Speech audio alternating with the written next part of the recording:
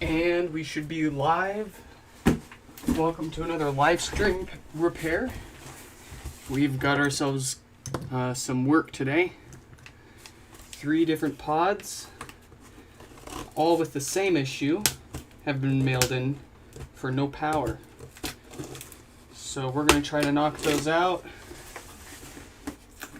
Let me get the first one opened up here.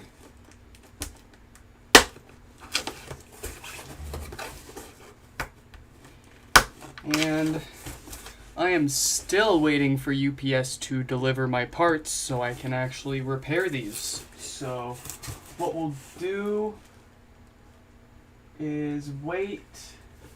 What we'll do is we'll take these ones apart and sort of try to buy ourselves some more time waiting for UPS to deliver.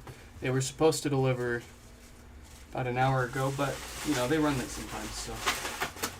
What we'll do is we'll tear the first pod apart, and if the parts haven't arrived yet, then we'll leave that one apart and move on to the next pod. And God willing, we get through taking apart all 3 pods, and UPS still hasn't done their delivery to our house yet. So I'm still getting this first one out here. It was packed really well. Okay, we've got our first one here. Let's grab our power and just check to make sure that this indeed doesn't power on. Yep, nothing there. Couple watts at the wall. Nothing too surprising. Oh wait. Did I see something, or did I see the mini in the corner of my eye? I think I saw the mini. Mini threw me off. All right, let's get this first pod taken apart. Hopefully UPS delivers before we get to the point.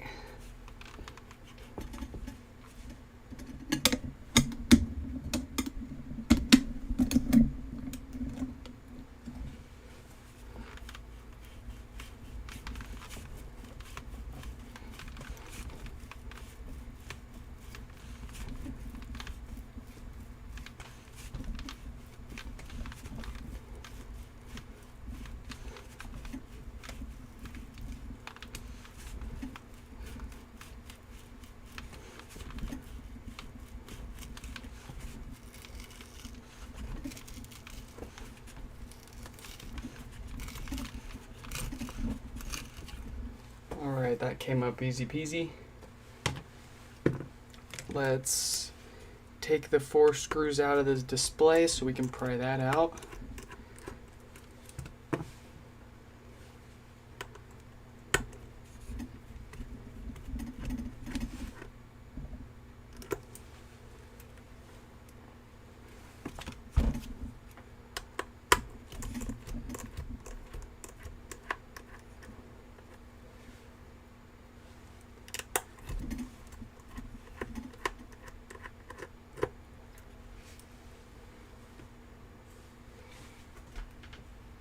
Your HomePod was filled with glue? You mean like when you're prying that speaker basket up? Yeah, they load them up with they really load these suckers up. Make sure that it's as hard as possible to take apart. And all that considered, I still find these pretty easy to take apart, honestly. It's kind of therapeutic.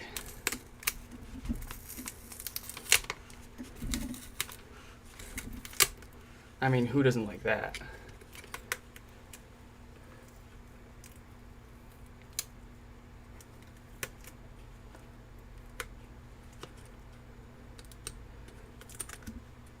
There we go, got that display up.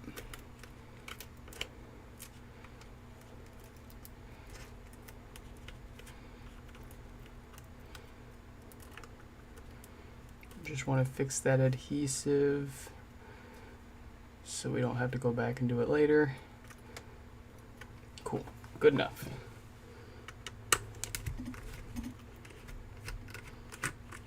Let's get this display frame out here.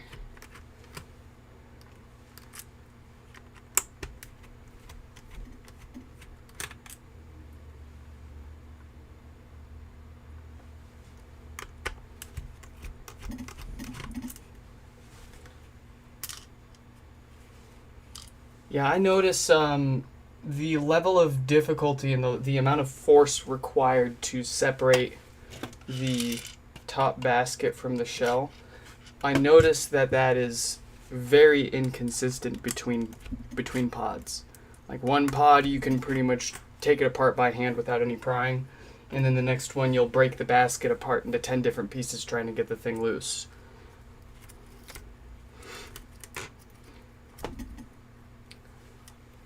I can't imagine that the different manufacturing companies, because 2 different manufacturers did make the HomePods during their original run, so it's possible that just the 2 different manufacturers put them together a little differently, and one's easier to open than the others. But I've seen quite a variance, quite a spectrum of very easy to very difficult and everything in between. So I don't think it has much to do with which manufacturer, more just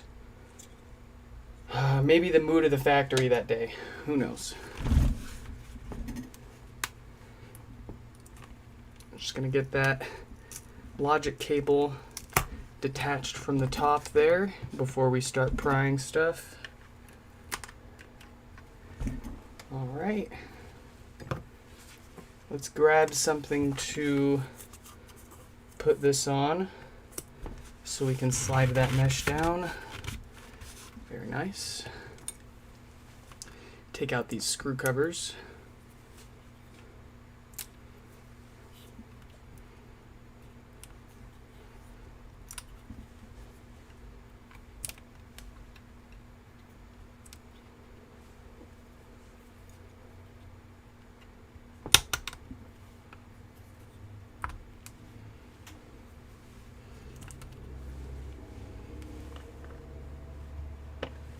Alright, now we can take out those 9 screws around the basket.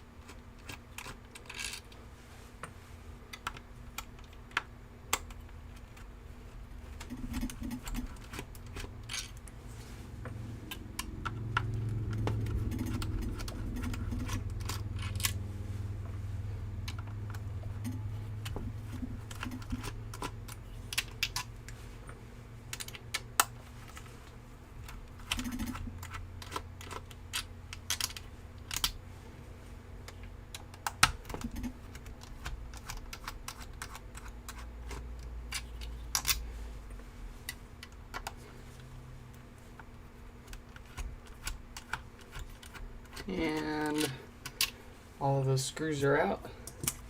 So now we can start the pry.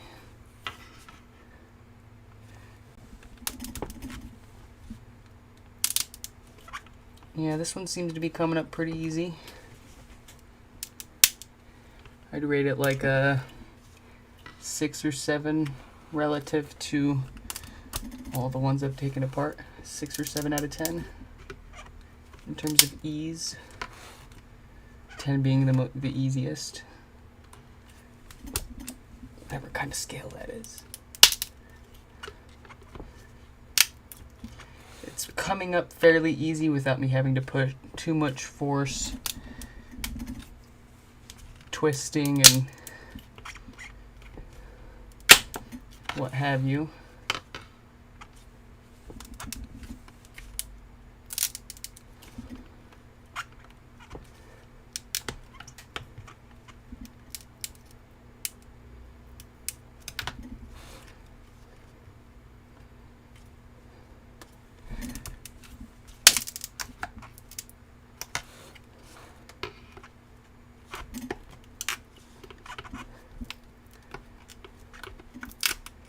Okay, we've gone all the way around now. We're just gonna hit them all one more time before we pry this up by hand.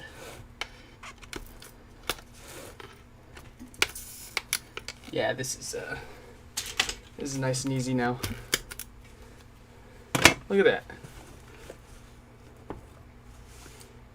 No sweat.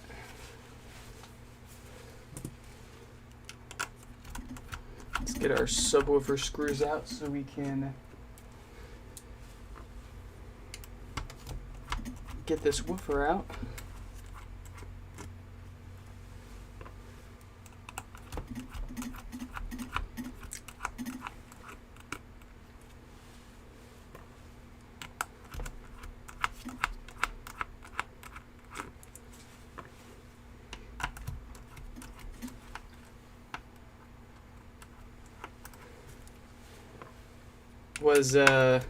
Did you already get into your amp and diagnose the diode was already shorted and you ordered them, or did you order the diodes expecting that to be the problem? Because like 90% of the time it is just the shorted diode, but there's that 10% of the time it's something else.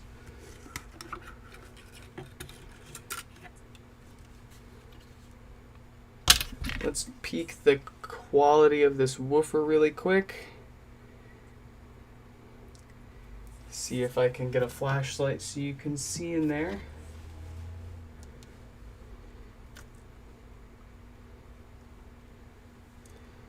There's no way to show you. Oh, my flashlight didn't turn on, that's why. Silly me. See that? Inside of our porthole right there. Should be able to see that nice golden copper color in there. That's what you want. And then we'll just gently push that down and feels nice and smooth. No scratchiness. So their woofer's in good condition. Nice to check that before you get it thrown all back together thinking that you were only fixing no power, and lo and behold you also had a dying woofer too.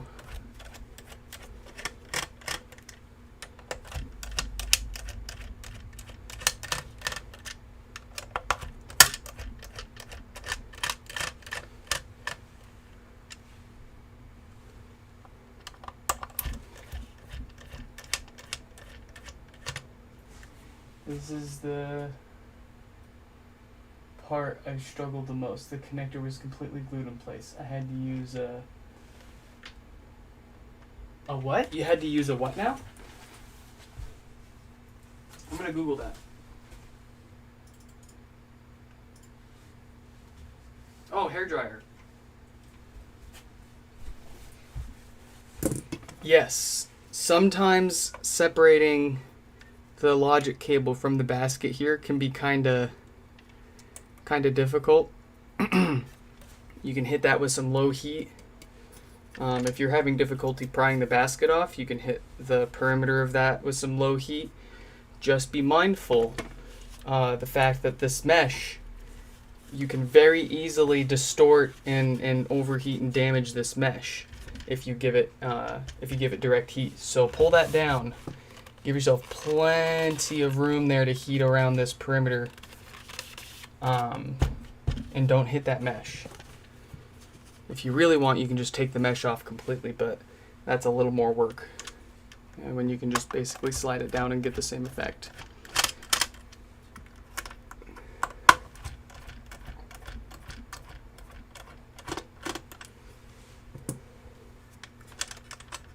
And then sometimes you might have to fight with the glue a little bit to get this plastic ring out, but it usually comes out pretty easy.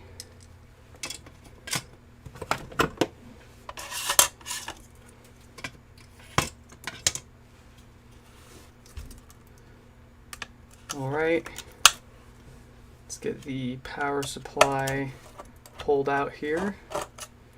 Since we saw power being drawn at the outlet, we saw a couple of watts there.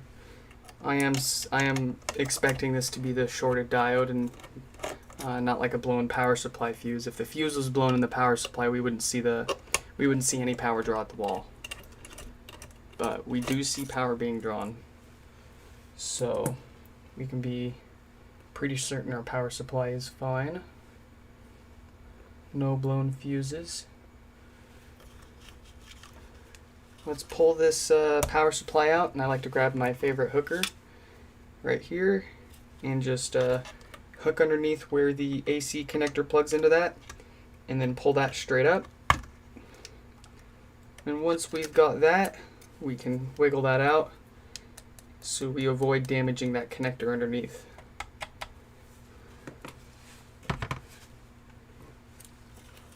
Alright, let's get that logic cable unplugged from the amp board, and then we can take the 14 screws out holding that amp board in.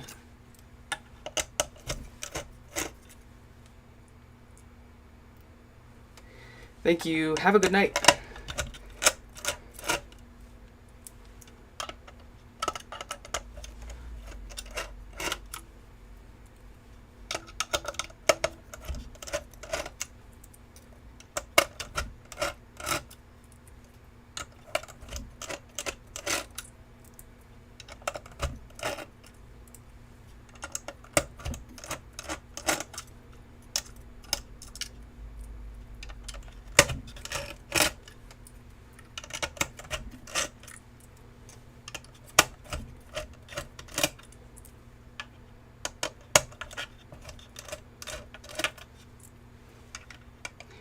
Last screw for the amp, and we should be free.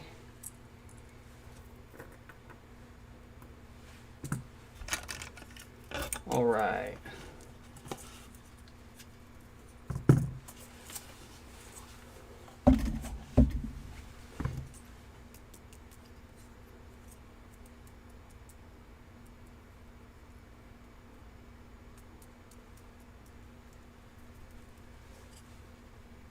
Sorry, it almost sounded like, I thought it sounded like a rattle for a second there, but we're all good. We are looking for our power diode right here. So we've got a date code 1746K on there. Let's just check and make sure that that's actually shorted.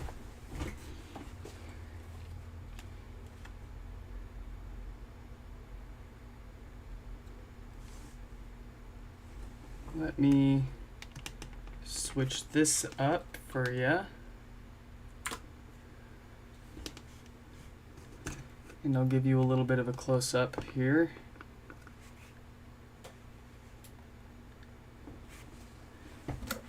So we'll bring in our multimeter.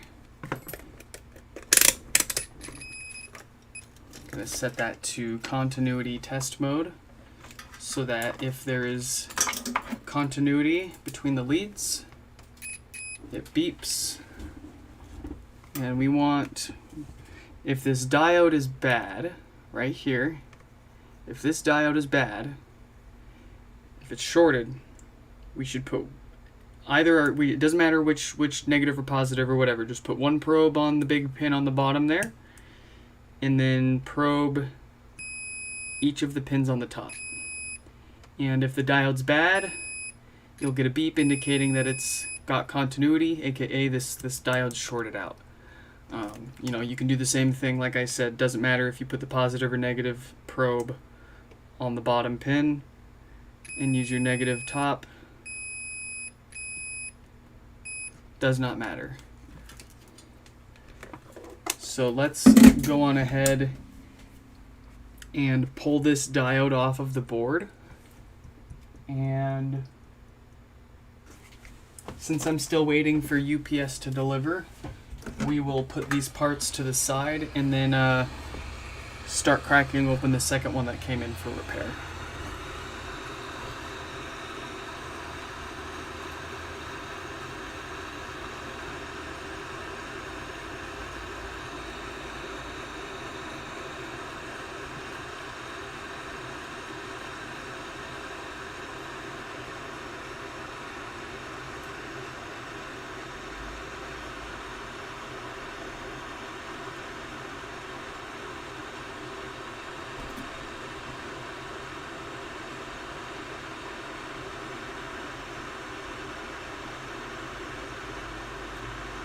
And there we go.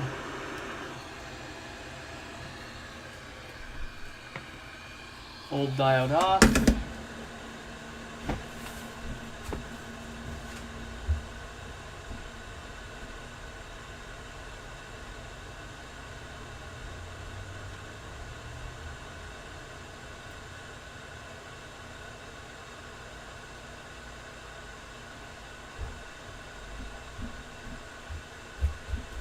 I almost forgot the drink for the day.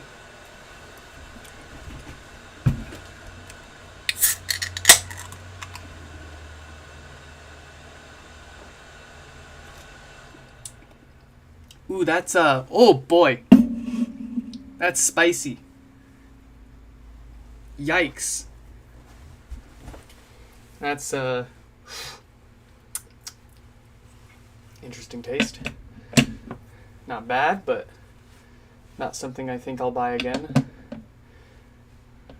Okay. So, like I said, we've still got to wait for our parts to come in from UPS. They should be showing up any minute here. So we're going to go ahead and put their parts to the side here. And we will go ahead and break out the next pod.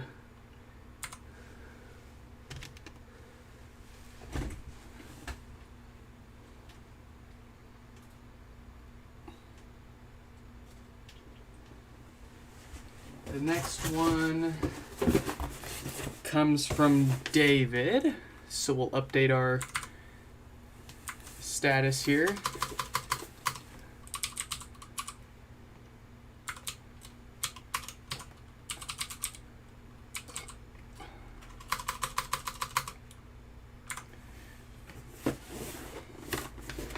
And let's take a look.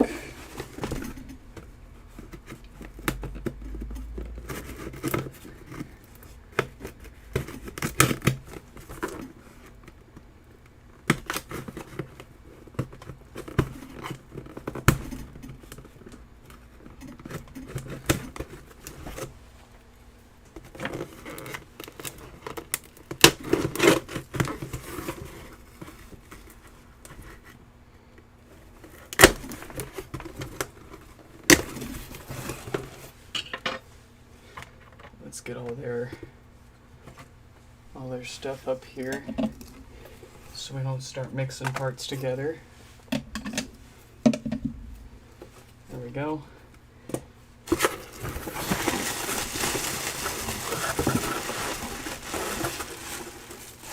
Here's our second pod.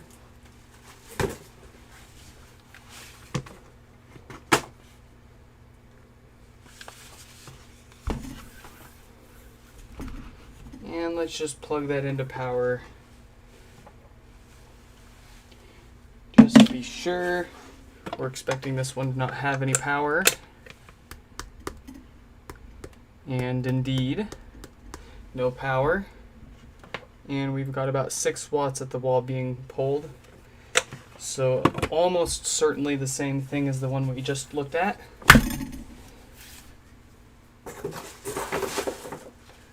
Let's crack that open and take a look.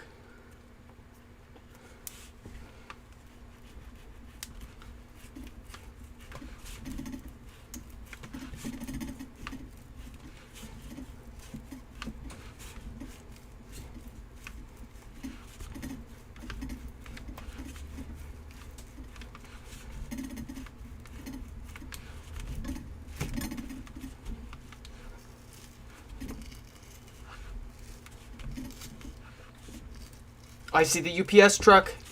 I see him. Get him. Hold him down. Don't let him leave without dropping my shit off. I will chase him down. Please, I need my diodes.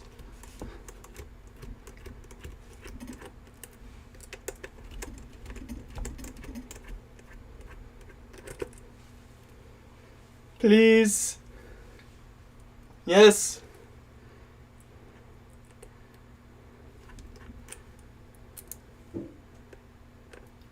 The sweet sound of package delivery. Let me go grab it.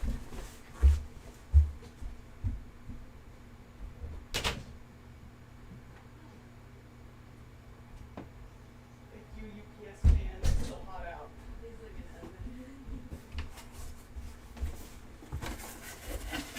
Okay.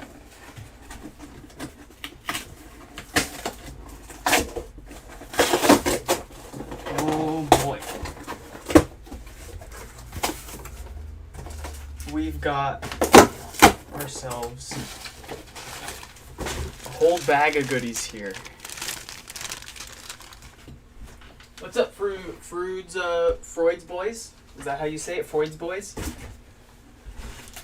Is yours the second one here, or is yours the first one that we just took apart? Well, anyways, here is our parts that we've been waiting for. Let's take a look at what we've got here.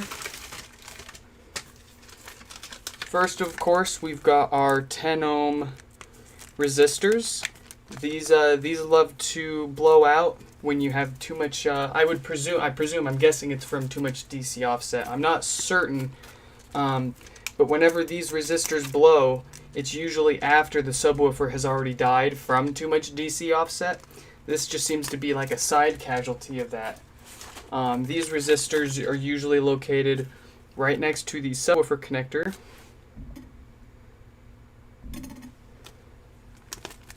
Right there. With the number 100 on it. Those tend to be a victim of DC offset. They also tend to fail before the woofer and cause like that constant clicking sound. Not the quiet pop every once in a while, but the constant tick, tick, tick, tick, tick, tick, tick kind of sound, you know? Maybe you don't know, but I know. That's all that matters. We've also got what we've really been waiting for. Some more power diodes. And last but certainly not least, we actually ran out of all three of these things at once. So I needed to order all of this, but we've got ourselves 16 volt, 10 microfarad, size 1206 capacitors.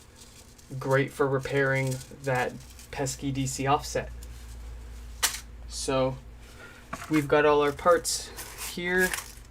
Let me just throw them in here so I don't lose them and get all disorganized. This is also my favorite part, is unreeling all of my parts.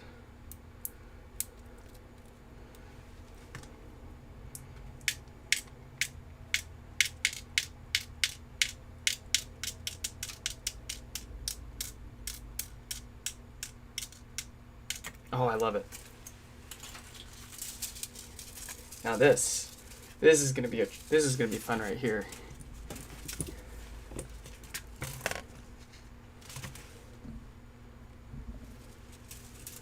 Here we go.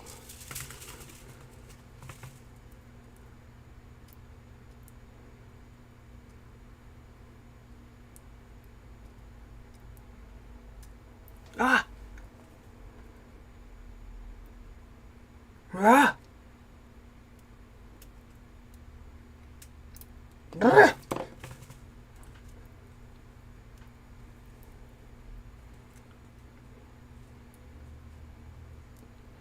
Almost got. Oh, come on.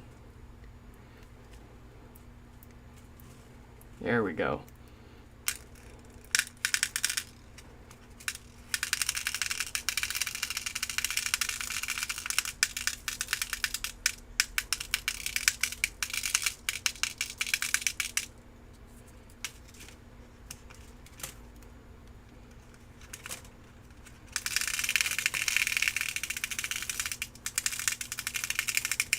I think I bought enough for like 40 or so repairs. So that should hold us over for a while longer.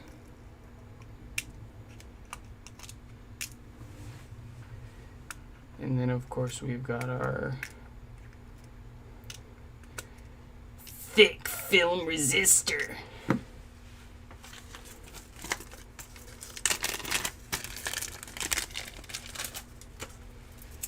Extra thick film resistor. There we go. Drop those on in.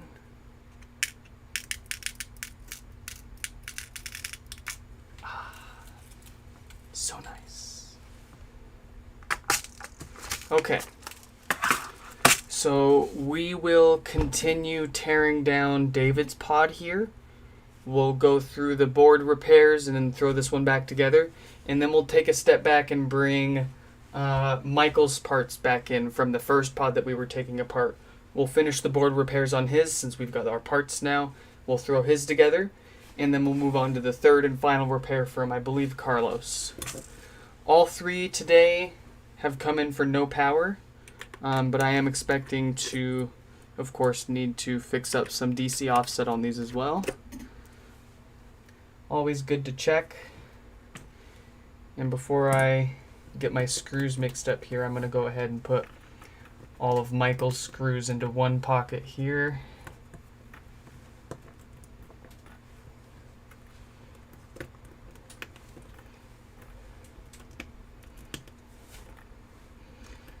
I don't have a problem remembering which screws go where, so it's not a big deal to me to mix them up.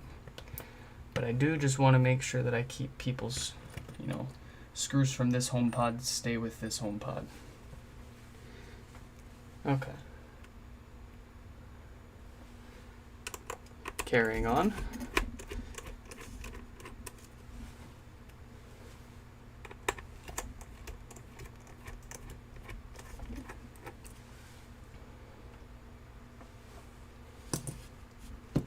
Let's pry up this display now.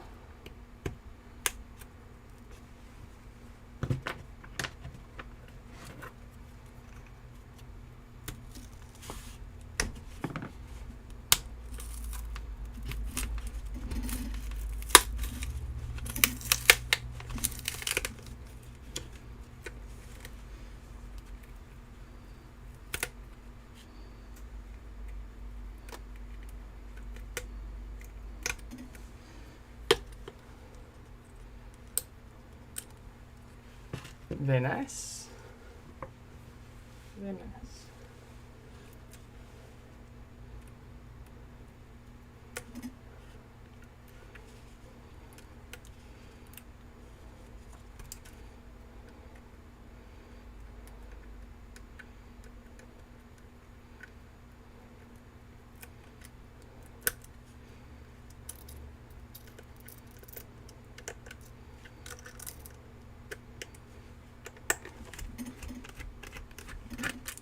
Get this frame out.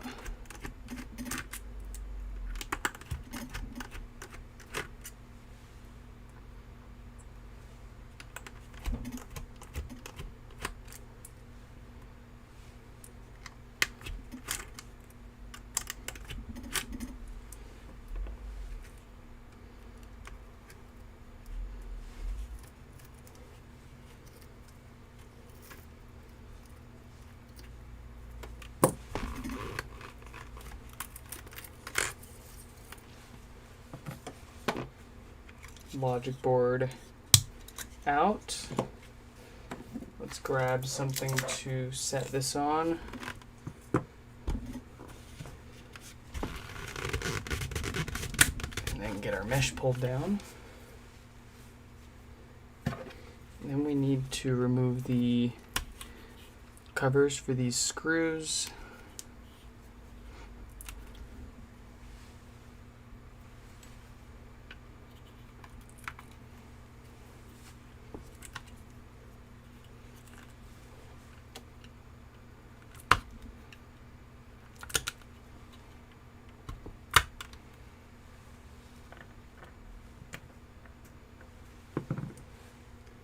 Let's get those screws taken out now.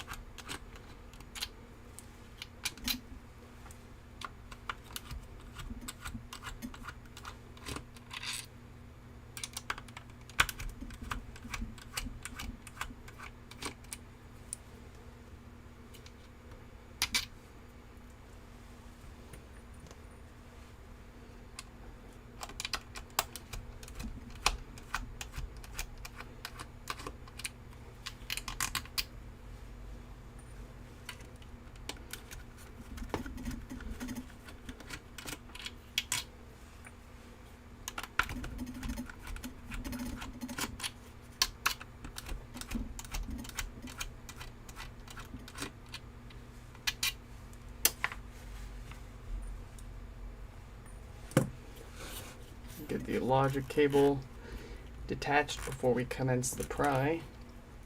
Ugh. All right.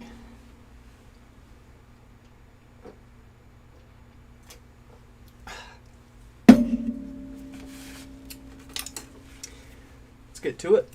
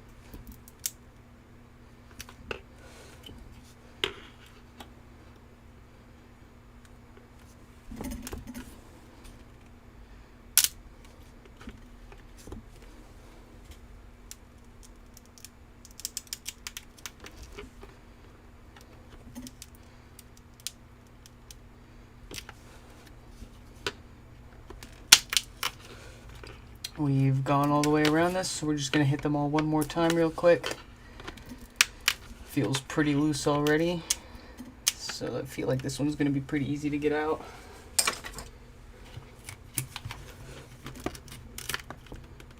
Yeah, no problems. No problem whatsoever.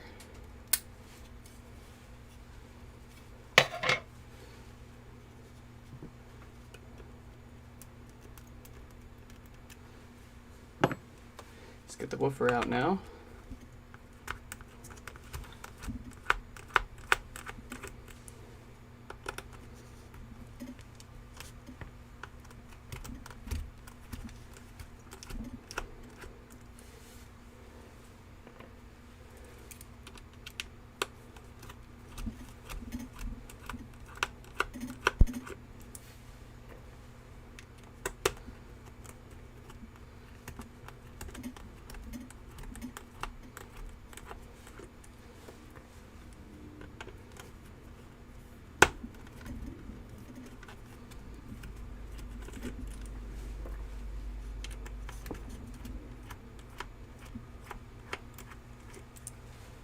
Okay.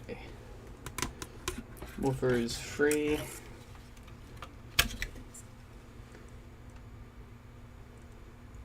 Looks good, feels good, all good.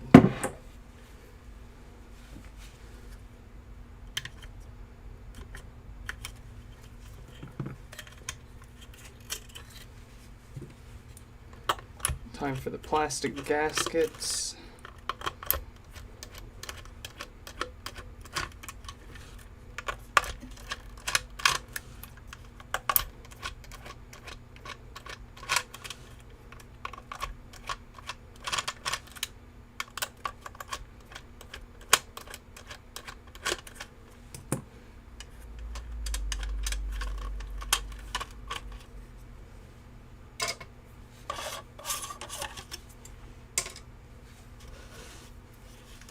Now the power supply.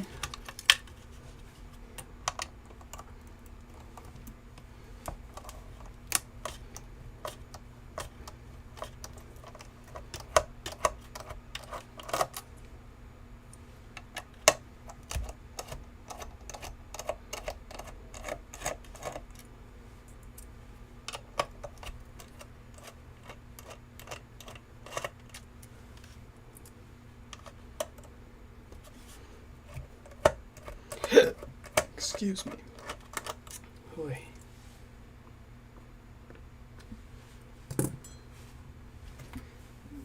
Get our hooker, pull that power supply out.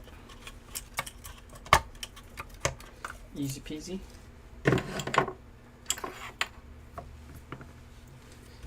Disconnect our logic cable. And take out our 14 screws for the amp.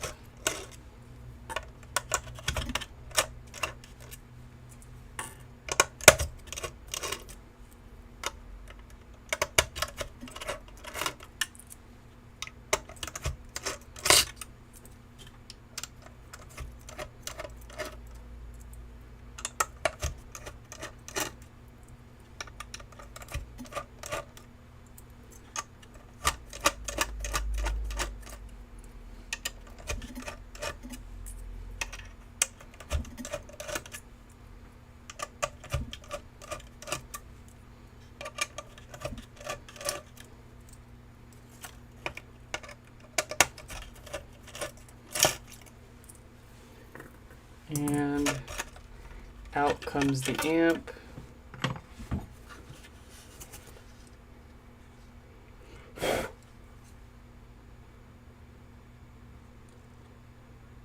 Thought I saw some weirdness, but nope. Looks all good.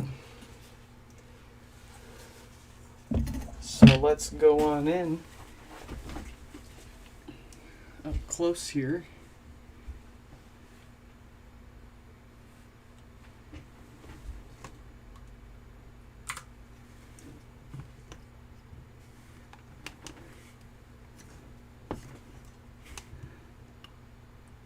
$1748K on that diode right here. So I'm not even going to bother testing if that's shorted or not. We're just going to go ahead and replace it.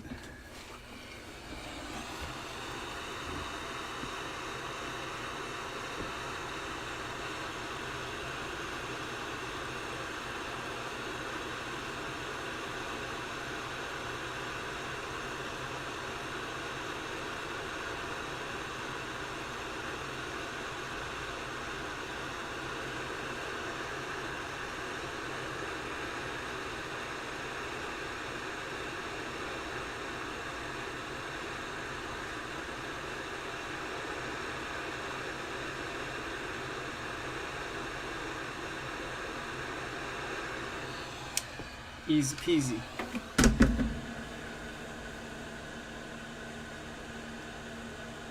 Let's get a new diode here.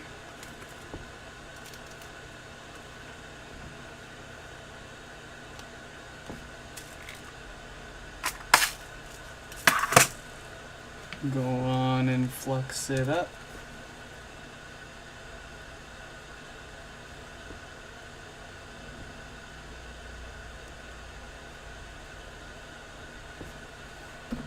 Let's get our iron warmed up and put some fresh solder onto our diode here. Get some flux on our board. There we go, and we'll throw that on there.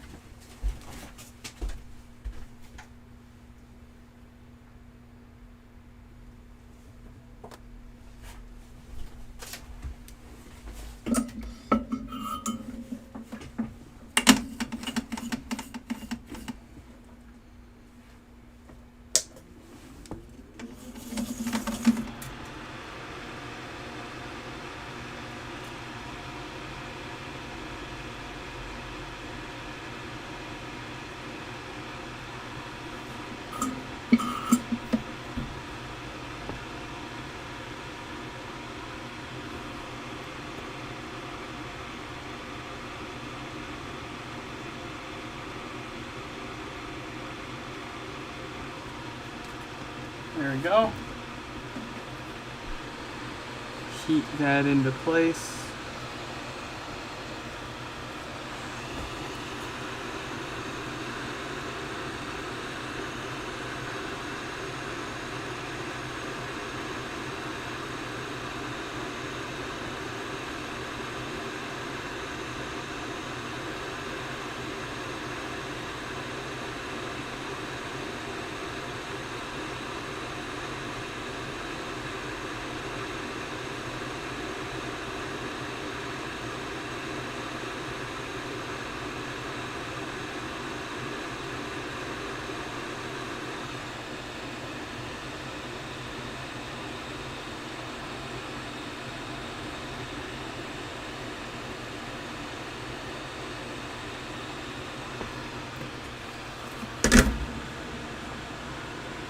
Alright, how's that look?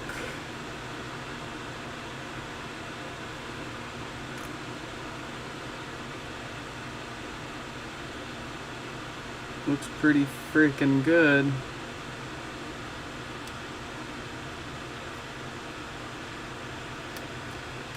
Alright. Let's grab the power supply here. We're going to want to throw this together on the test bench.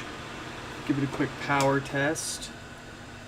Also see if there's any DC offset that we need to repair while we're in here.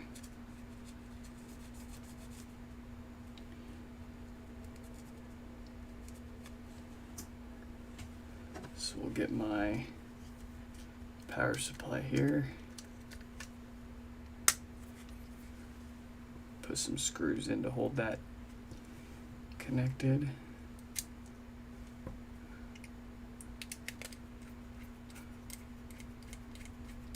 Not sure why my video's taking a dump, but we'll just work with it.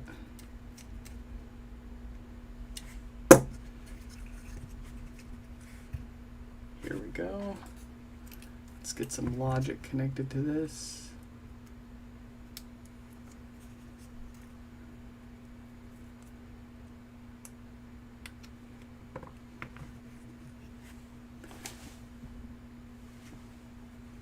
Let's connect a subwoofer.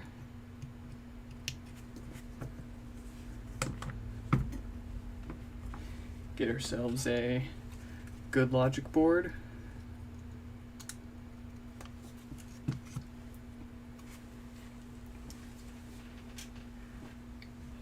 Where's our multimeter? Here we go. Want to make sure that we're watching what we're actually checking here. So we'll connect our multimeter in DC millivolts mode to our woofer. Get our power AC connector here.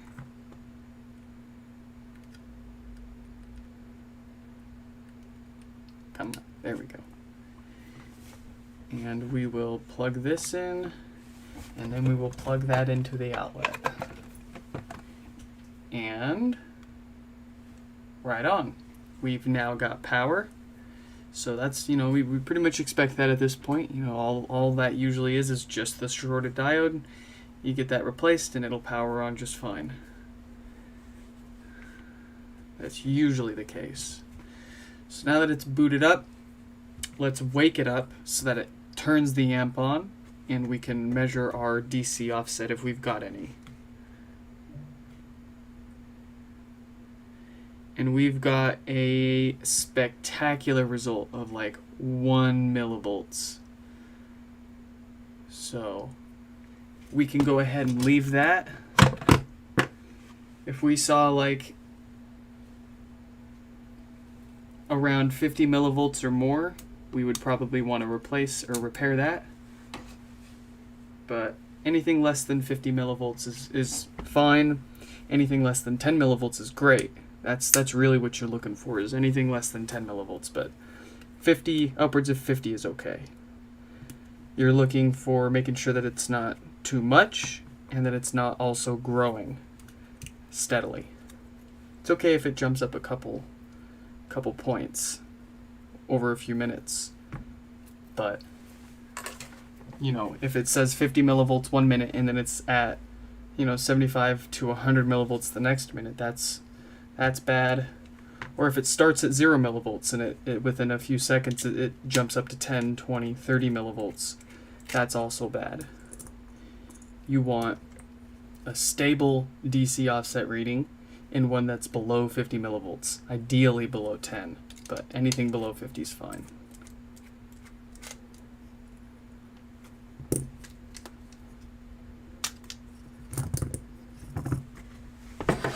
Let's bring their shell back into the picture here.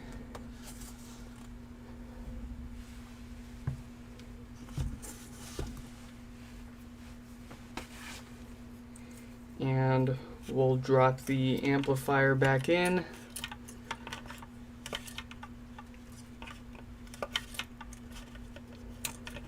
I can't bring my head too close to what I'm seeing and working on here because I'm sweating so bad, and I don't want to drip any sweat off my head into the HomePod and destroy anything. I'm not speaking from experience. That's totally not happened to me before, and I've accidentally sweat onto my electronics and broken them. Never happened before.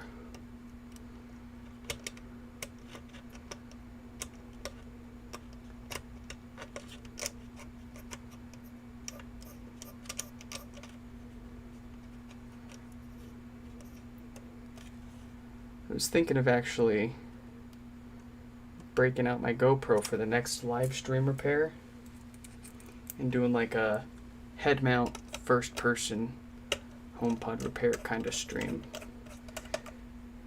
because I feel like you might be able to see the screws that I'm getting to a little easier if you're looking at the same angle that my eyes are looking.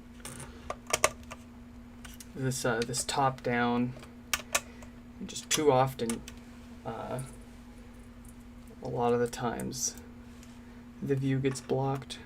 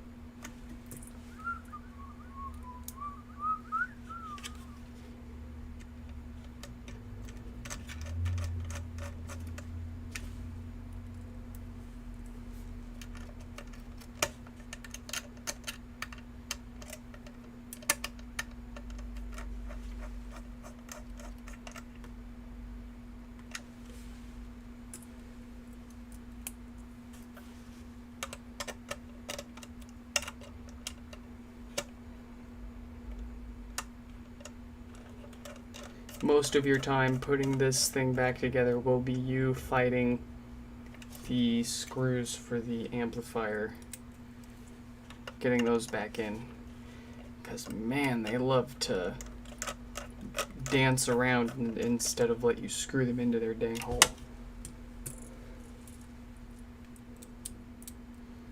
Like, watch this. So I'm just sticking it straight in, and it already wants to go all sideways on me, but if you use the right amount of pressure, you can usually get it first try, like that. Cool, we got that amp all screwed in. Let's reconnect the ribbon cable for the logic board into that amp here, and then push that connector down to lock it in place. Very good. And we'll get the power supply. Put that back in. Get its AC connector reconnected.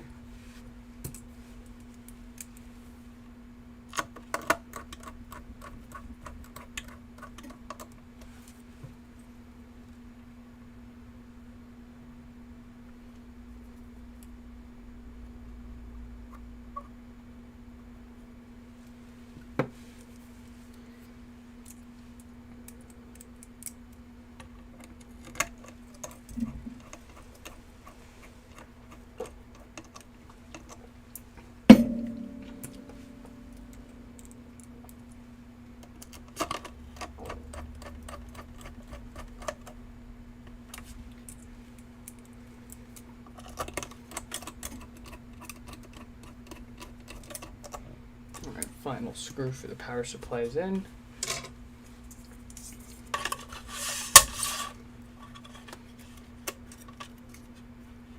Get our gaskets put back together here.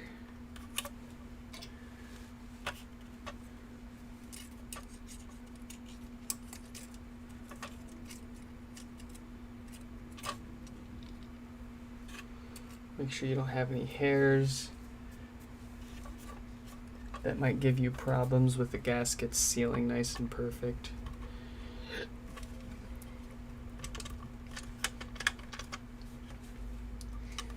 We can screw those in.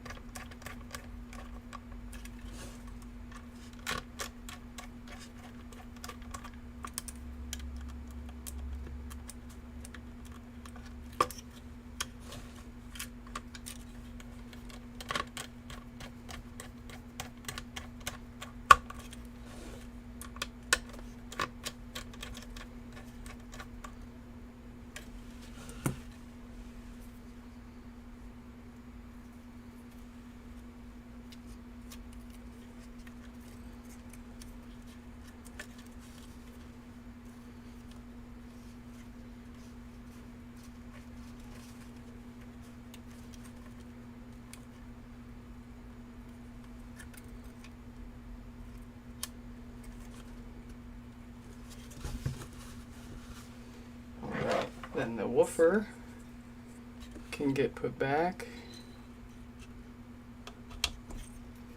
Don't want to forget this gasket here. Want to get that all lined up. If it'll cooperate. There we go.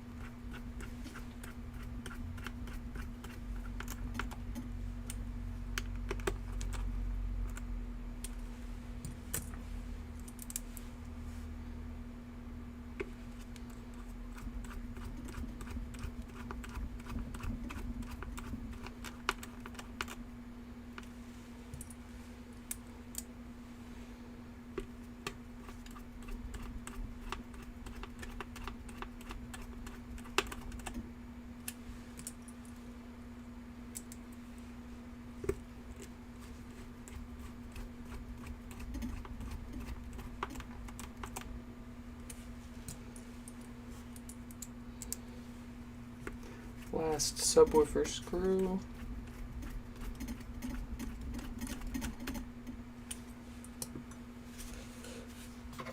Get our basket here.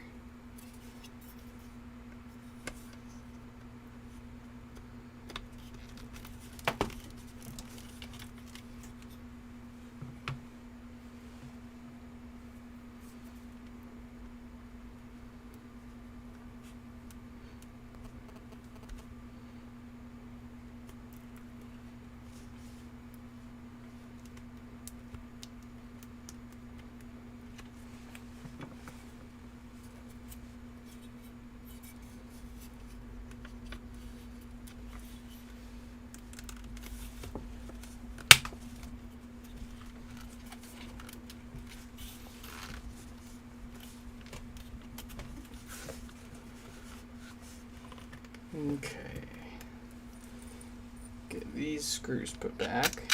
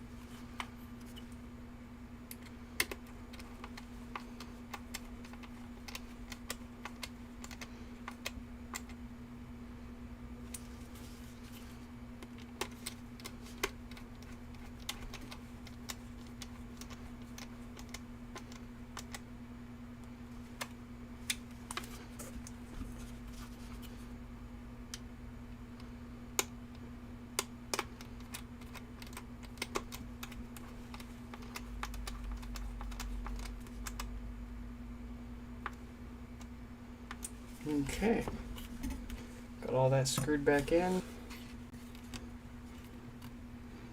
Let's push this connector back in. Start getting this mesh worked back in here.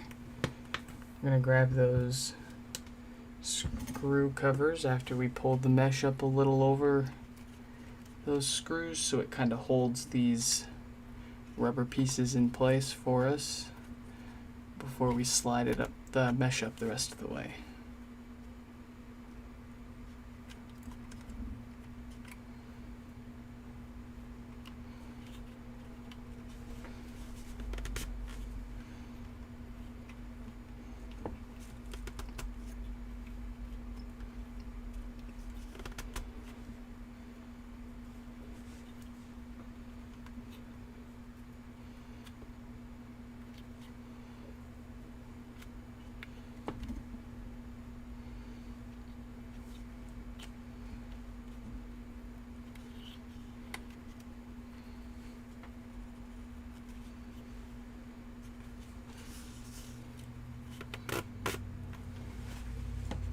Cool. Let's drop the logic board back in.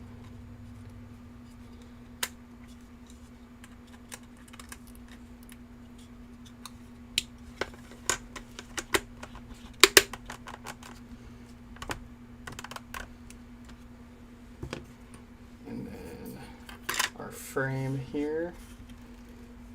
Start weaving this in together.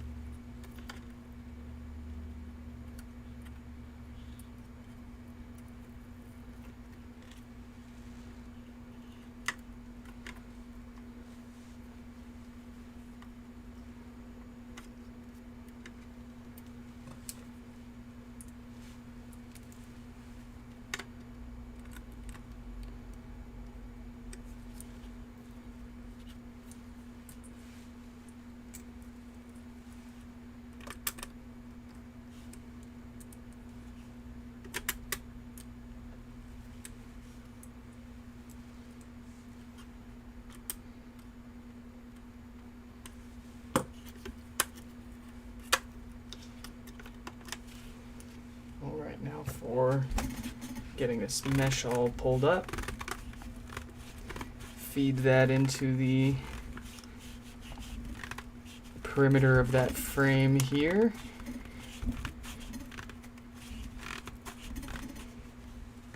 And then we can push it down. Push the frame down, that is, and screw it into place. Once we've got two of those screws in, we can let go and put the other two in.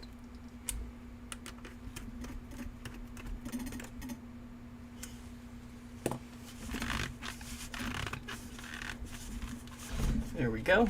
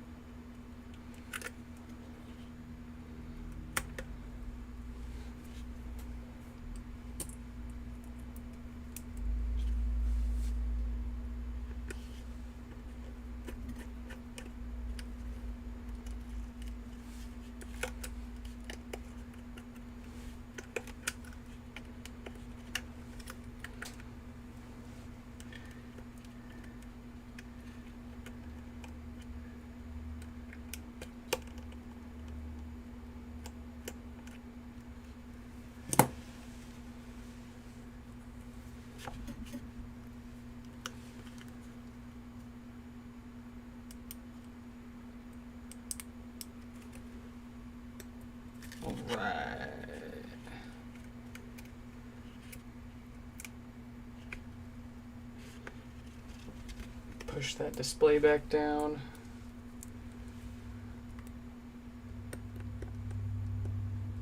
Screw it back down.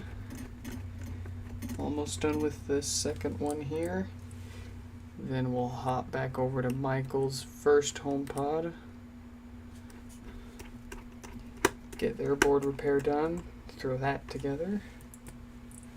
And move on to our third and final repair for today.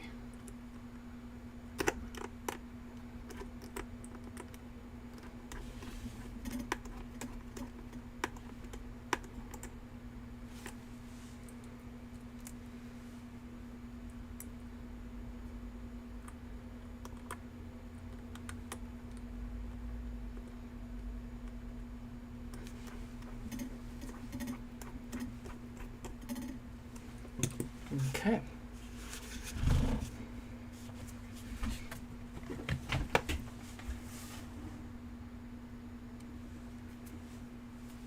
Let's grab some heat.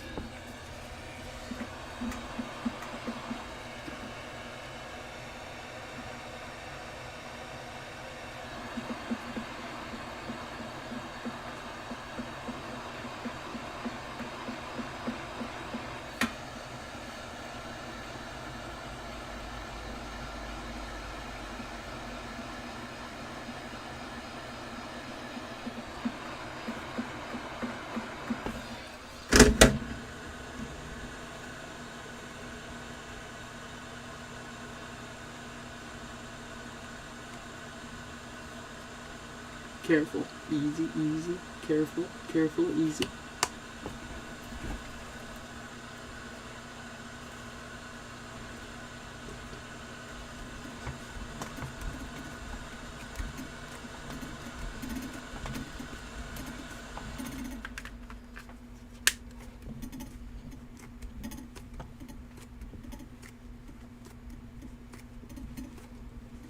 All right. Let's plug this into power for the 3 normal checks that it powers on, that the sound works, and that our volume buttons light up and they're evenly illuminated and not like off center or anything weird like that. Let's grab our power,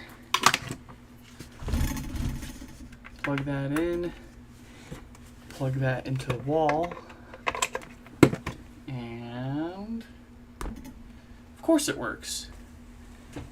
Of course it works.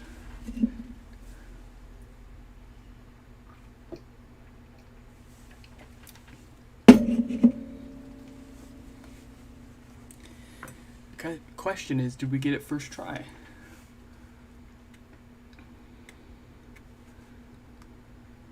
I'm having trouble connecting to the internet. Very good. For more And volume buttons light up nice and even. So this one's good, pending a sound test, of course. But we will unplug that from power. Put it back into its box.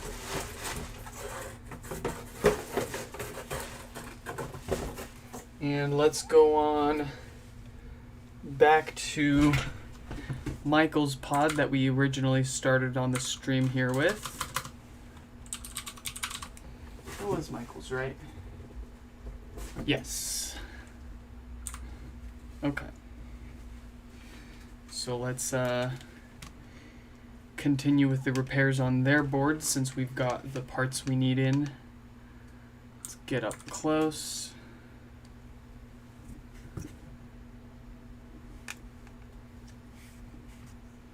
We've already got that old diode taken off, so it's pretty smooth sailing from here.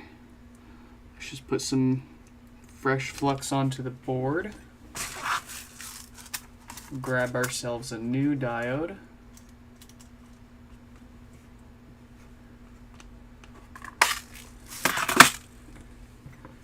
Put some flux on that new diode before we throw some solder on there and throw this one back together.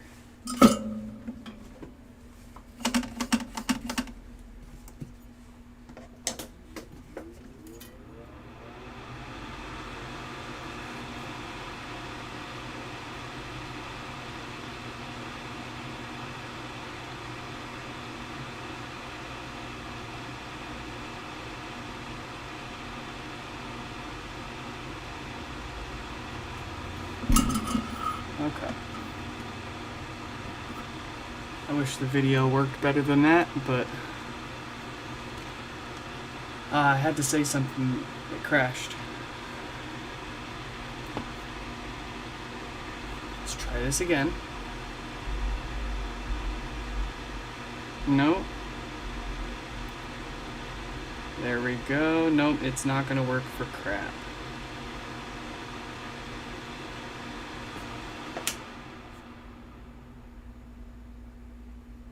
Why is this? Why is this so? I just want a nice stream. I just want to show people HomePod repairs. But my Wi-Fi 6 Ubiquiti access point and my iPhone 12 Pro Max apparently aren't good enough. Is this working now? Kind of. We'll deal with it.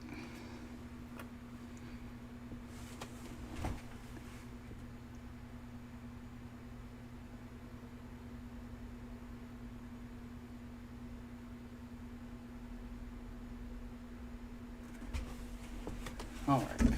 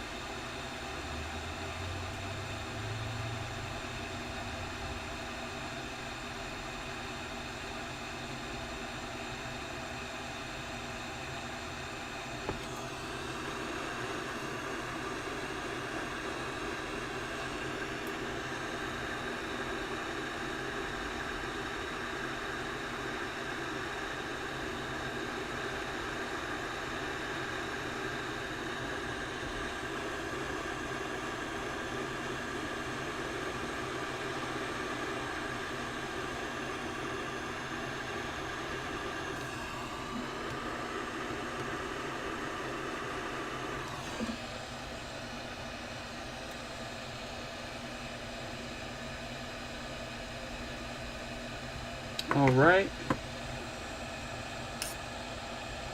Those joints look beautiful. So let's do the same thing with this one, of course. Throw it together on the test bench real quick. See if we've got any DC offset. Excuse me.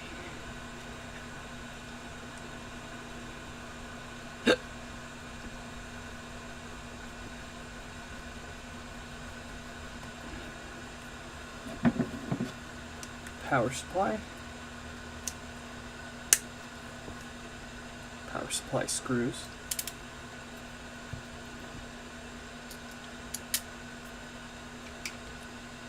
Screwing in the power supply screws.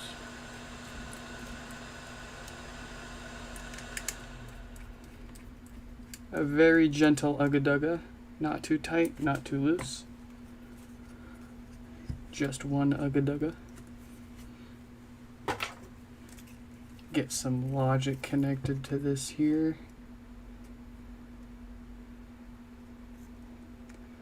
I like to connect the logic cable first because it can be the trickiest one to connect here. And then our logic board, of course. Let's get the AC connector. AC power. Plug in that subwoofer and bring our multimeter in here. And let's put that in DC millivolts mode. Plug this into power.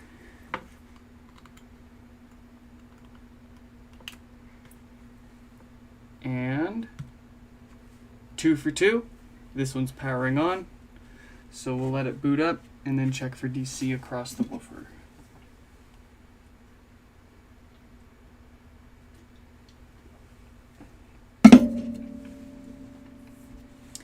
And this one also has a wonderful result of 1 millivolt. Just want to make sure my probes are on there nice and tight.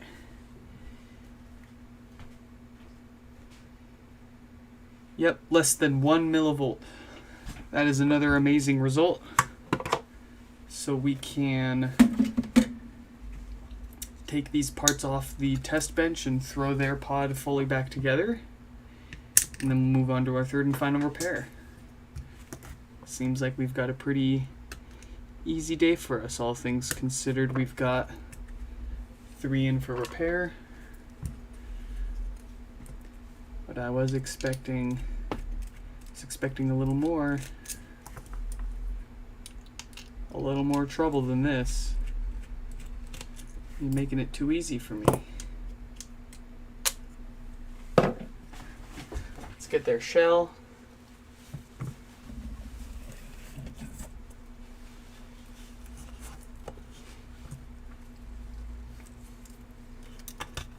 And drop the amp in.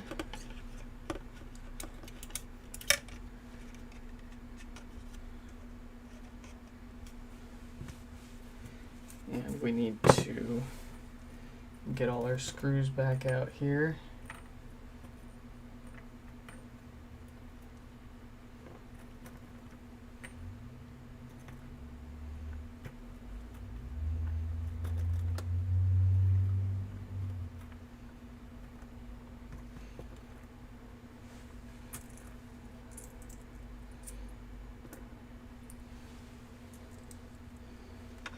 Start with the 14 for the amp, 14 screws, 14 screws wanting to be screwed. Ram Ranch really rocks.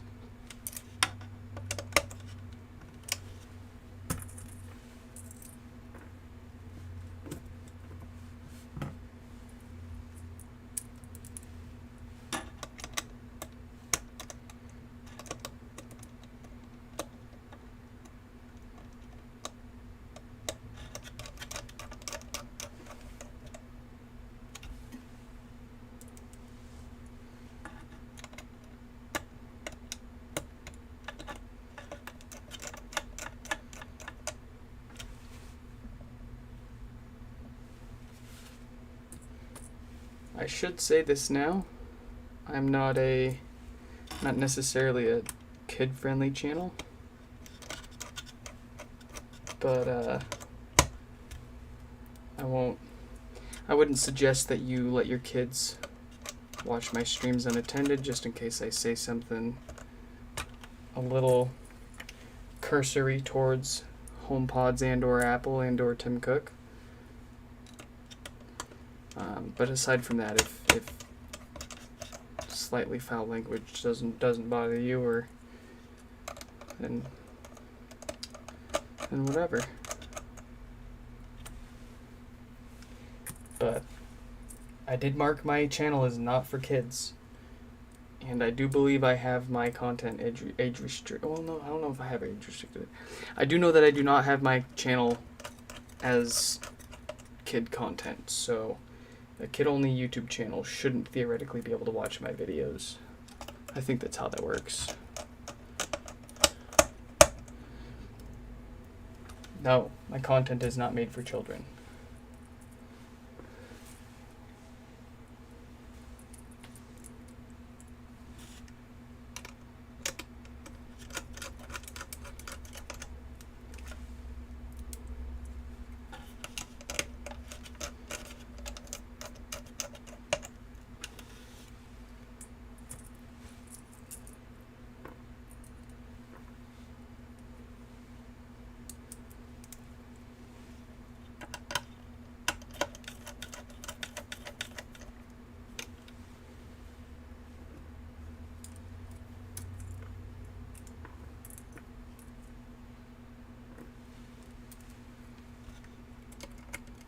Last screw for the amp.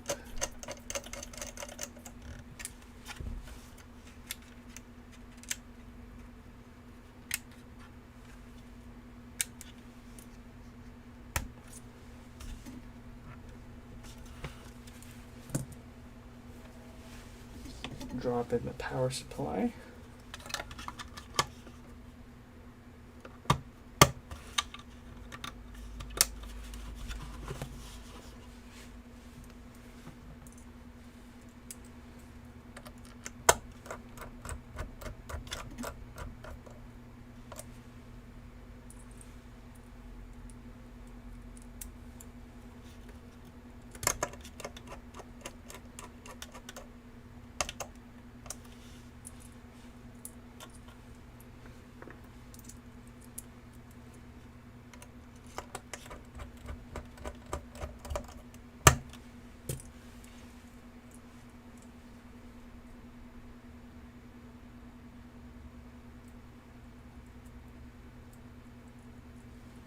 Oh, what's up, Solomon? Good to hear. Good to hear. That one was a fun challenge to get all fixed up. But we got him going. It was my pleasure.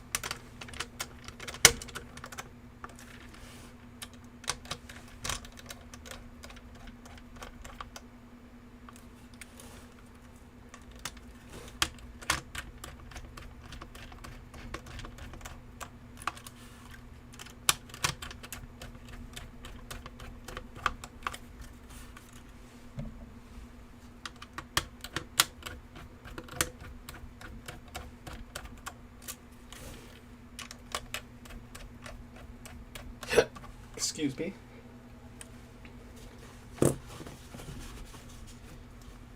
Let's see. Oogly boogly doogly doogly. Here we go. Got the woof doofer. Ooh, don't want to forget that. That would be a really bad time.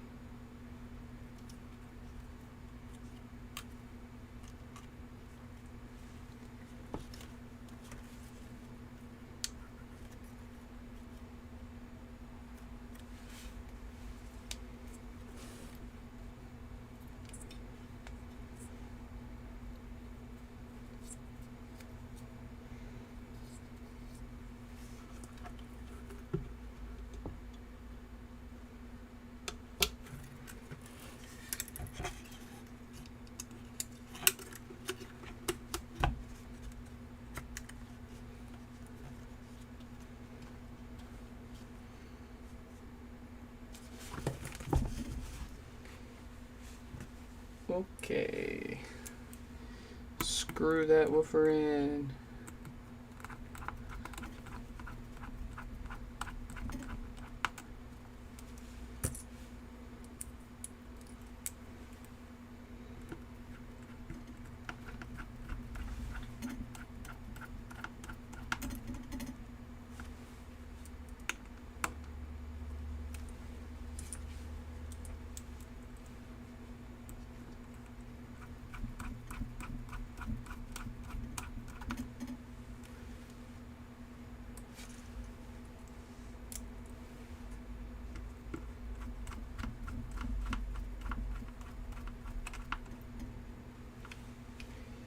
And I should have 2 more subwoofer screws. Here we go.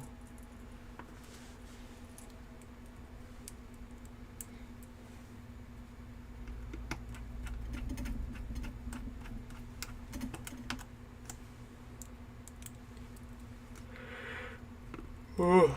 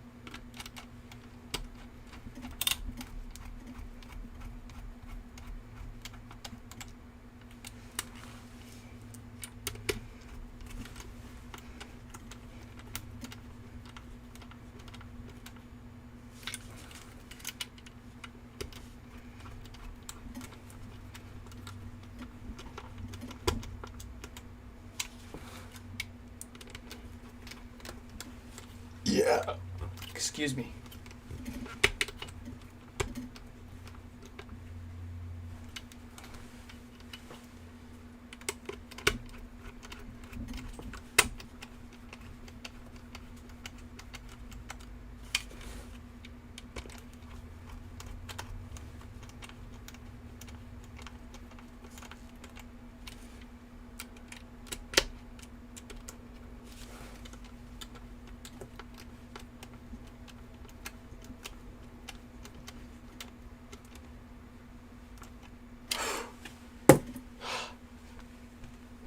Sometimes those screws are just...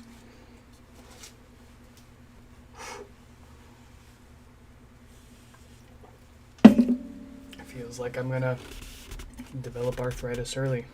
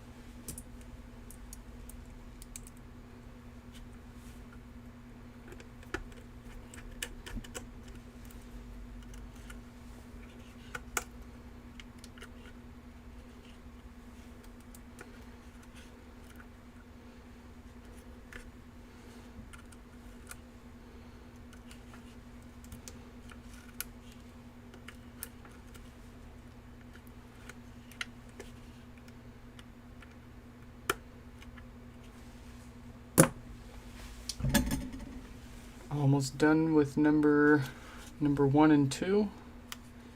We'll move on to number 3 for Carlos here in just a minute.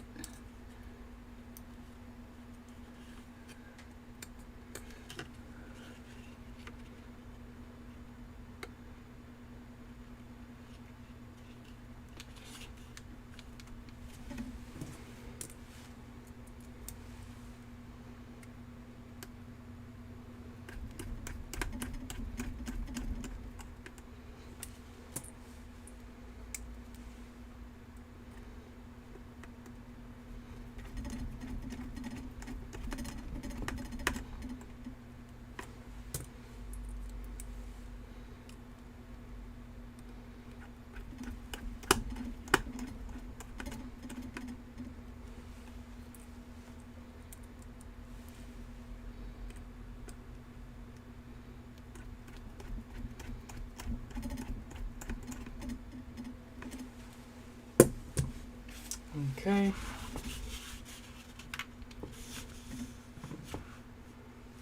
Let's get some heat on here and throw this top touch surface back on.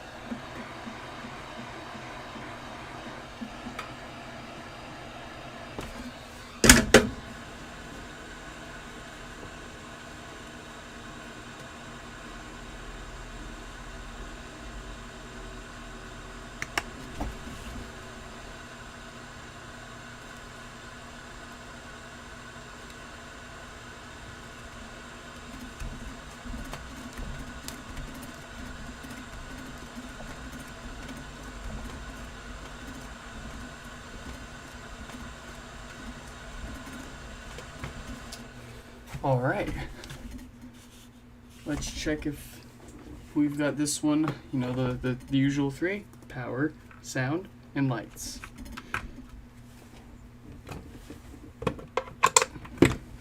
And we've got power. Let's wait for it to boot up and we can check for sound and lights.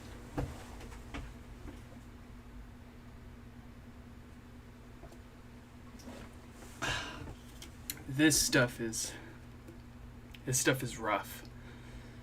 I'm trying, but all right. I'm having trouble connecting to the internet. Yeah, I'm sure you are. You've got sound. That's all I care about. And I'm having trouble. Our volume buttons light up nice and even. So this one's good to go. We can disconnect this from power.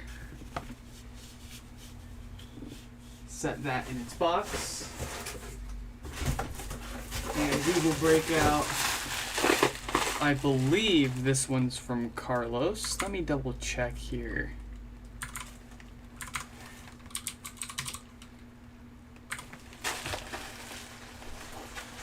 Pretty sure this one came from Carlos.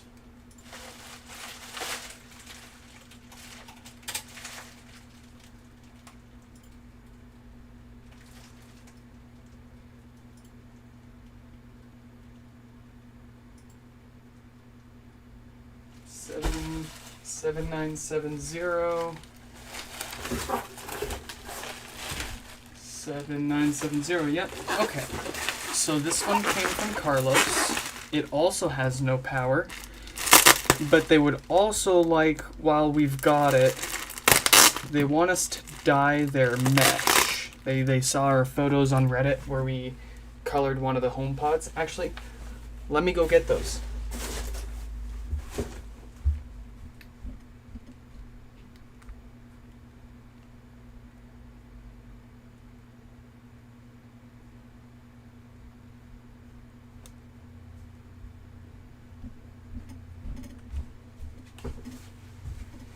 Here's the red one I did.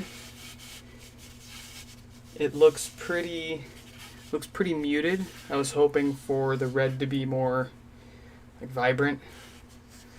But this was with the RIT all-purpose dye. That's like this stuff. So the all-purpose dye I don't think is going to take onto this really well. I've been looking for the synthetic fiber dye, or the dye more. I think there was one place left that might have it in stock that I'll have to go tomorrow and check. But what they wanted was, they saw my photos on Reddit of my red one, and they asked if I could do the same for theirs. So what we'll do is, I don't have the red dye on hand. I'm gonna run to the store tomorrow and probably dye their mesh, but we'll take their mesh off of their shell and we'll do the no power repairs that they sent it in for, and we'll set their mesh to the side so that way I can dye that tomorrow.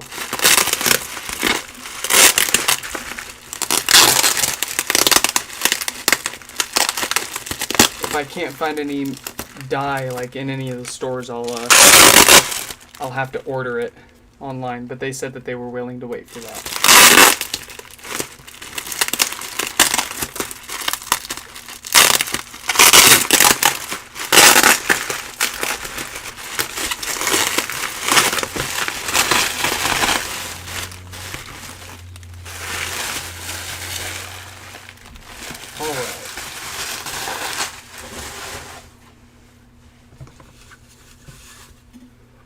Let's get this plugged in just to make sure that we've got the typical no power symptoms for a shorted diode.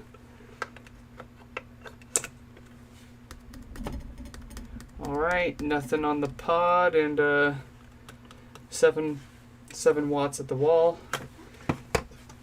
Pretty expected for the same kind of thing that we just fixed twice earlier.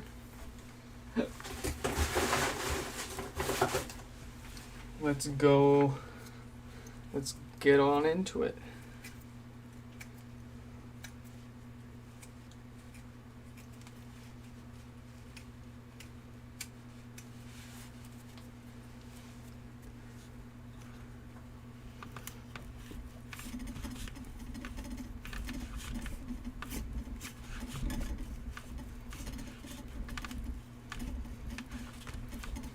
So we're going to start with the usual steps.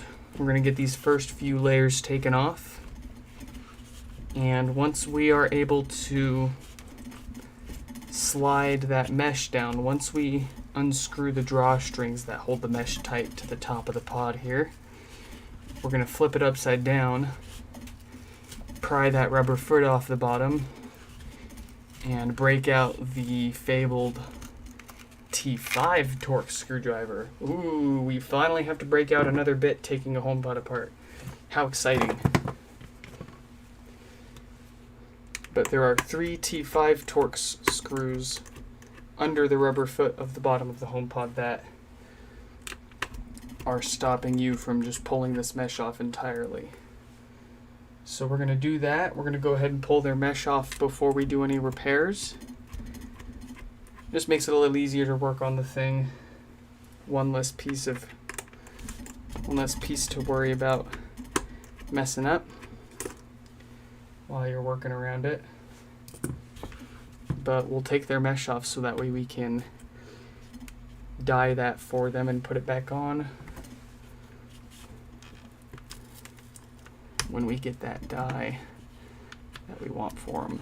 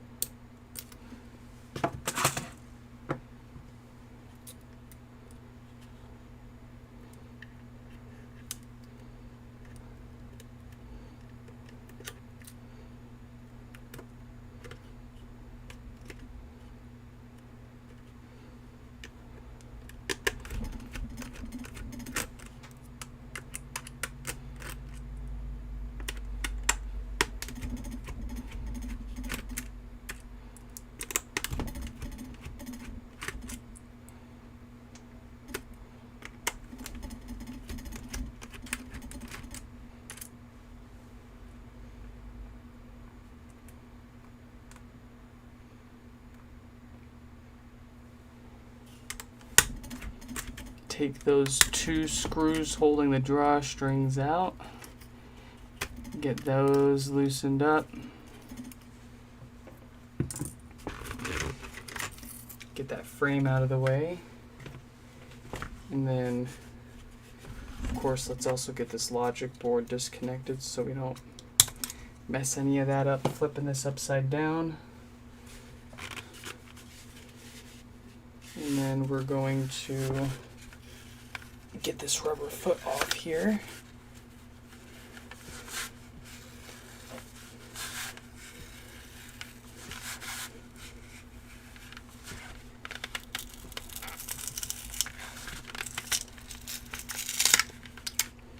There we go.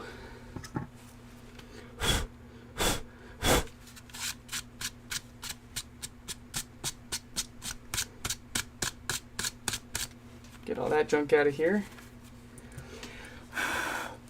And then we're going to swap our T6 out for our T5 bit, T5 Torx. And we're going to need to do a little hunting to find those screws here. There's the first one.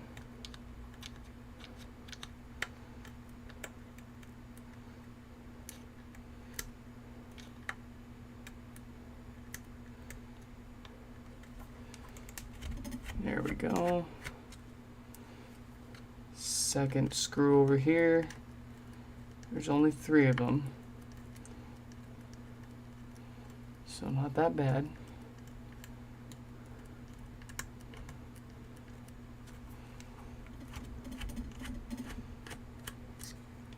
And here's the third one.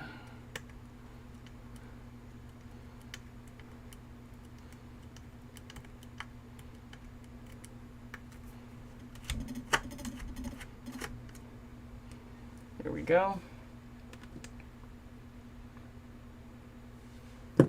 And just like that, we should be able to pull this off.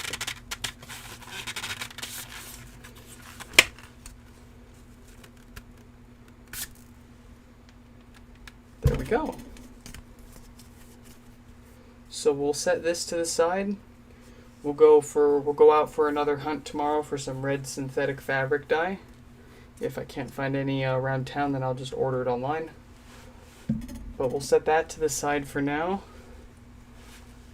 and we'll get that dyed red for them tomorrow. But now that we've got that mesh all the way off, we don't really have to worry about. Well, there's no mesh to worry about messing up here, so.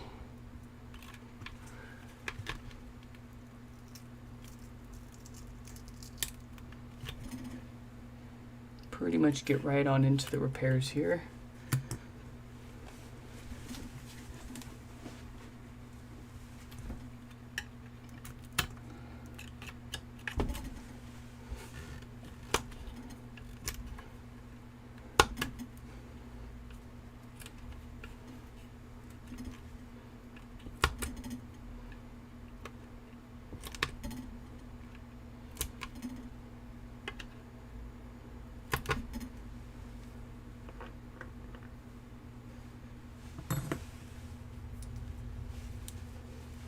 Get those screws out. Oh, I've still got the T5 here. Swap that out and put our T6 back on. That should fit. There we go.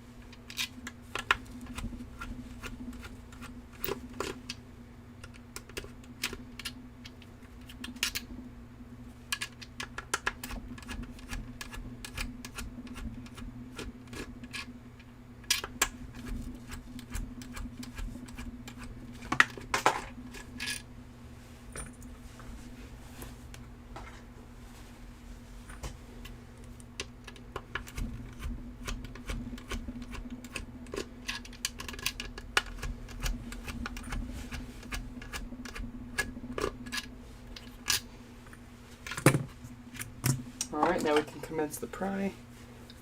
I have a feeling this one's not going to play nice.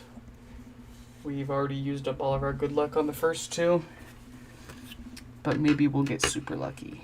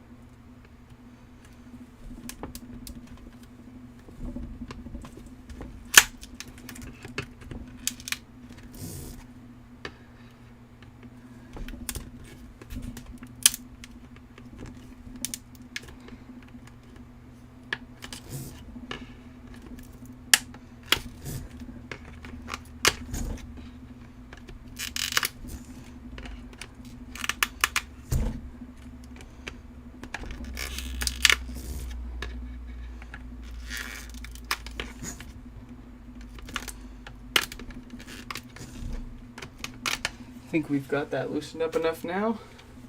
Might have spoken a little soon about it being a hard one. We might have all 3 easy ones on us today.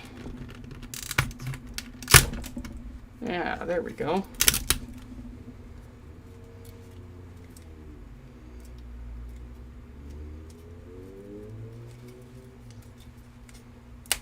Too easy. Let's get that woofer out now.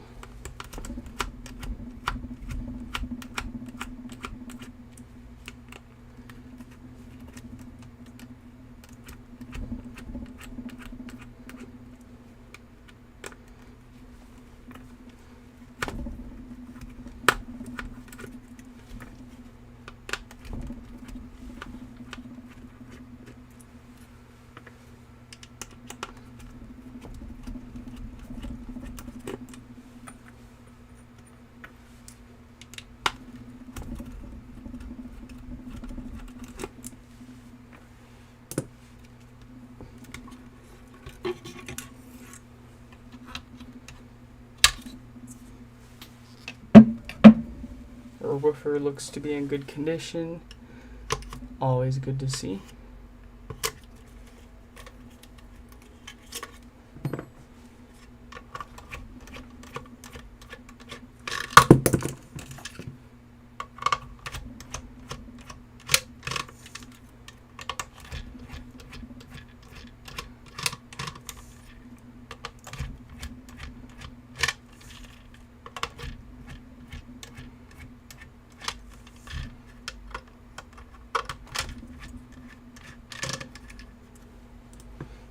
Okay,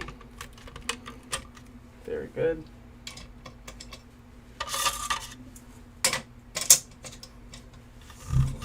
Let's get our power supply out of here.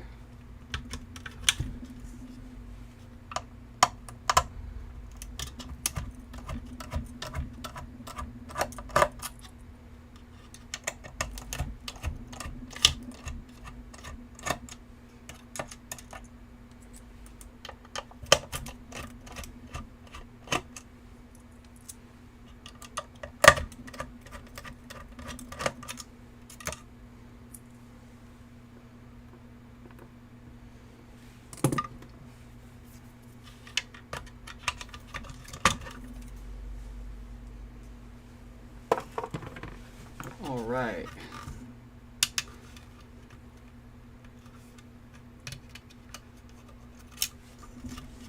Let's take out the 14 screws for the amp.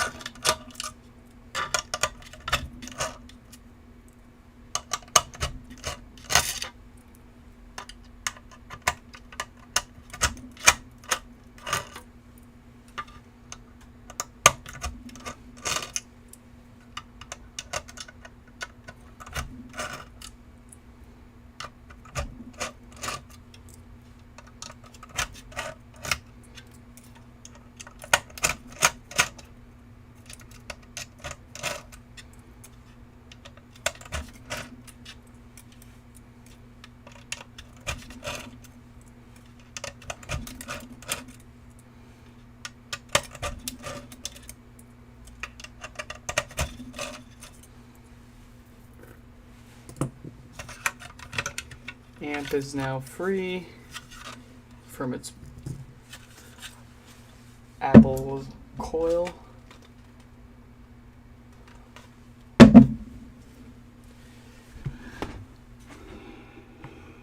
Who wants to place bets on what date code is on that diode that's shorted out here?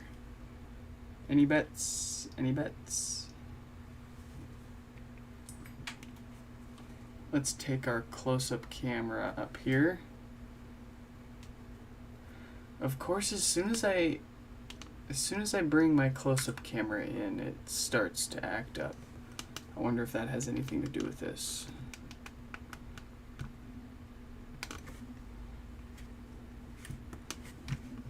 Huh.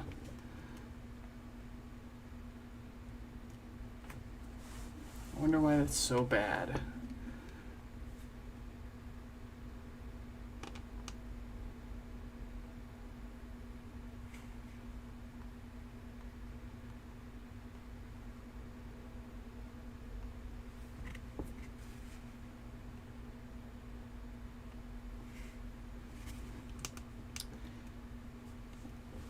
Alright. We will persevere. Let's just get this old diode off here. 1748K, if you were curious.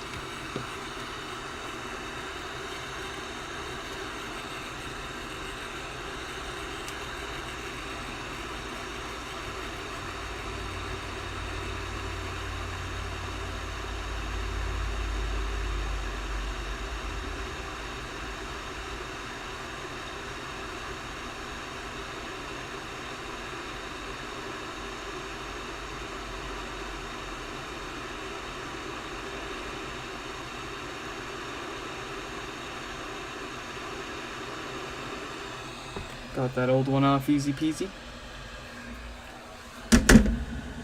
Break out a new diode.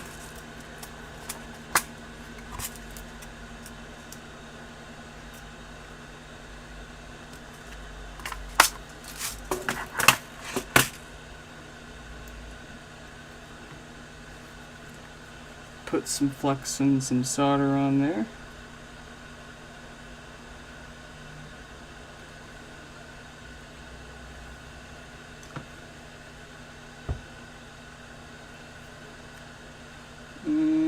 Grab our soldering iron.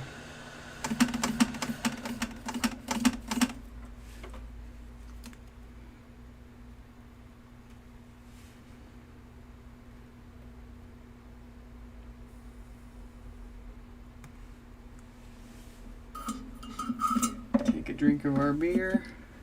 Staying hydrated.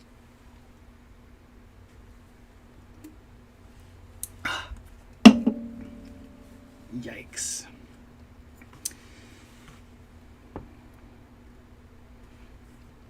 Set that in the graveyard.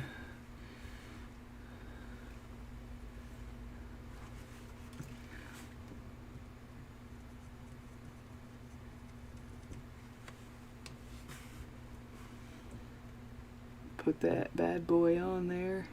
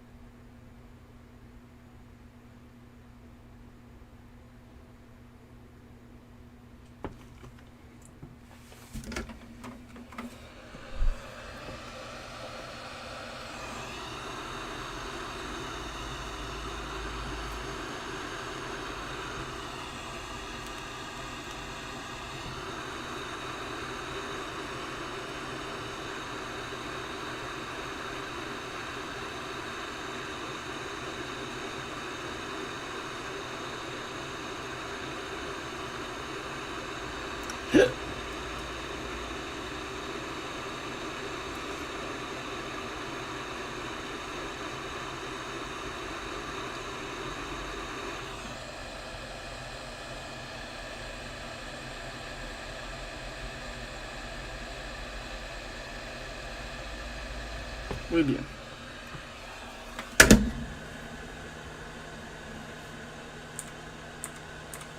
Let's get this together on the test bench.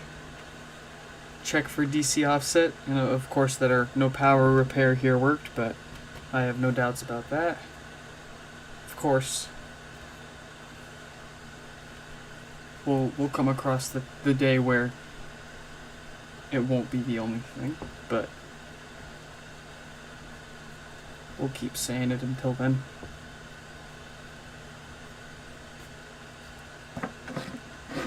Yeah, let's throw this together really quick on the test bench for just a quick sanity check that it powers on. See if there's any DC offset we gotta fix up.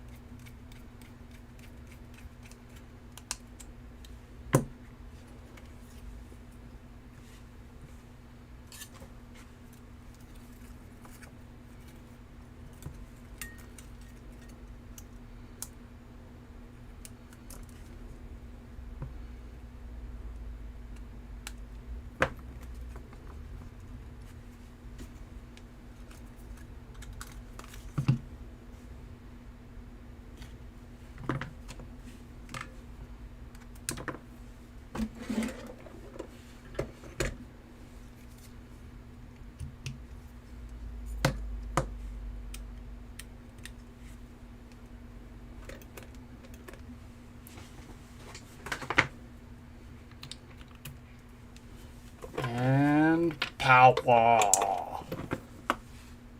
on. It works. It works.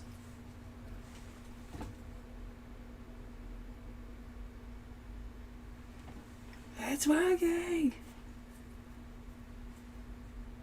But do we got that DC? Do we got the DC? How much DC do we got? Ooh, 3 for 3. 3 for 3. 3 for 3. No power diode repairs. No DC offset. 3 for 3. I couldn't be happier. 3 easy fixes for today.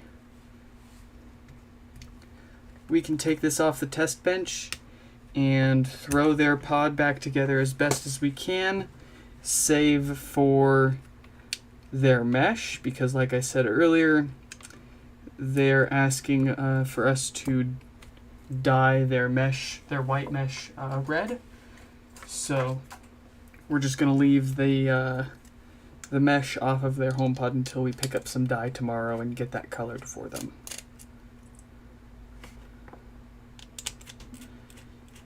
If the results turn out well, with this dye more synthetic RIT stuff, because I've been trying the all-purpose. The all-purpose seems alright, but it doesn't really stick too well to the synthetic fabric, of course. They make synthetic fabric dye.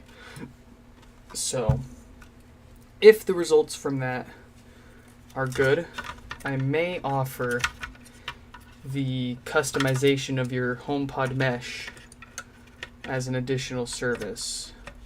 So like if you send it in for repair, or if you just want to send it in for the mesh to get colored, that may be an option for you coming soon.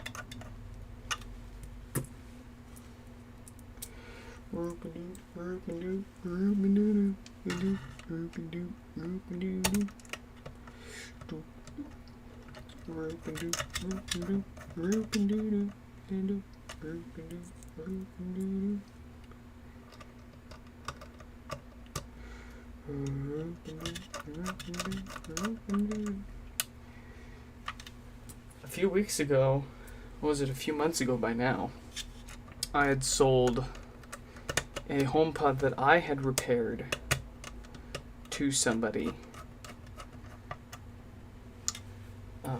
and it worked perfectly fine for them for a few weeks. And then they sent me a message and they were like, hey, so the HomePod has been working perfectly fine, but recently it developed this like rattle. So I covered the shipping and had him send it in just in case, you know, somehow something that I did to it didn't hold up. You know, I want to know, I want to be ahead of that. If something that I'm doing to these as I'm repairing them isn't lasting, I need to know so I can, you know, make a game plan from there. But they got it sent in. I took a look, and I couldn't figure out where the rattling was come from. Okay, I'll say this. When I got it, there were actually 2 different sources of rattling. The first one came from their son, who had tried taking it apart and fixing a different rattling sound that they had heard. And by trying to fix the rattle that they had heard, they had over-tightened some of the screws and caused a leak in the gaskets, which made it sound like that was rattling. So I got it. I got my hands on it. I squared away the over-tightened screws. That got rid of the really noticeable rattling. but there was still a very subtle rattle whenever the bass hits. That sounded like it was coming from inside the pod. And they told me when they push down on the top of it, the rattling goes away. What I noticed was that was true. If I pushed down on the top of the pod while it was sitting on a table, the rattling would go away. But then I noticed if I picked it up and I only pushed on the bottom, the rattling went away as well. If I only pushed on the top, it would still rattle. So there was something in the bottom here that was rattling in the shell whenever it was fully assembled, and it drove me nuts. I couldn't figure it out, so I ended up just swapping the whole shell for them out with a different one. Totally on me. I still don't know where the rattling has come from, but here's the strange thing. That one's been working fine for them. I fixed it up again for them, sent it back. That one's still working fine. But they have a second one, and the second one is starting to do the same thing. Now, the second one they didn't get from me. It's never been taken apart and repaired before. So now I know, okay, my fixes didn't cause or exacerbate whatever's causing this rattling, because they've got a different pod that's never been opened or repaired before that's also doing the same thing now. So the only thing I can think of is, I wonder if their kid is just blasting the thing at pure 100% maximum volume for like hours at a time. But see, that just wouldn't make sense, because I would think that would blow up the woofer or one of the speakers first. I had to replace the plastic shell in order to get rid of the rattling. I could not figure out where the rattling was come from, so I just gave up and swapped all their parts into a different shell, and their subwoofer, their amplifier, their whole mesh and mic and power supply and all that, just a different plastic shell, and the rattling went away. So I'm keeping my eye out. I think they're sending the second one that they bought somewhere else in with the same problem. And I'm going to be doing a deep dive onto that, because I want to find out where that's coming from. If it's happened now to them on 2 different HomePods. Not even through anything that I have done to them, because I only worked on one of their HomePods. The other one they got from somewhere else. And both of them have developed the same rattling issue. And it's not anything I've noticed before on any of mine or any of the other ones I've fixed up. So I can't imagine what part of the shell here would be causing that sort of a rattle. Anyways, figured I'd ramble a little bit to fill in the an otherwise silent stream here. Sometimes I just get into the zone and I forget that I'm even live, and I'm just in pure get it fixed and put back together mode.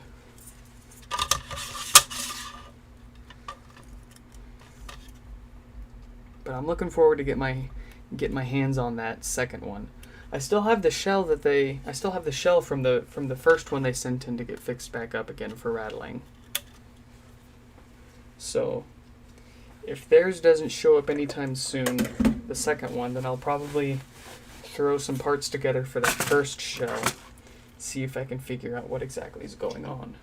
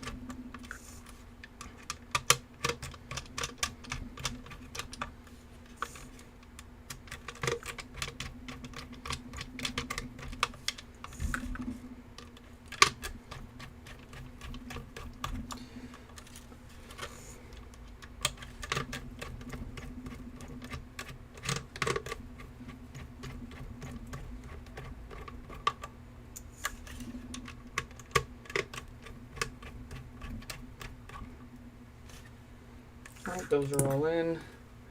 Let's gasket that up here.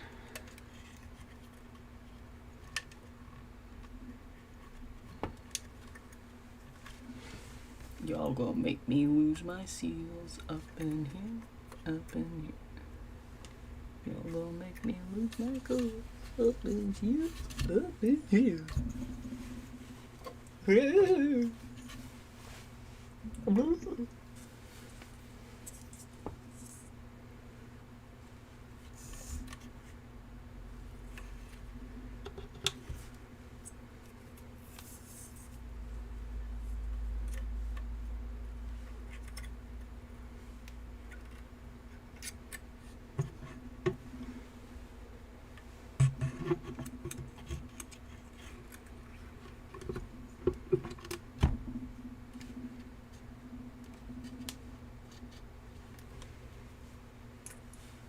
Let's get this woofer screwed in. Without the mesh to put back on this one, we are pretty much done here. Just a few more layers and we'll be done for the day.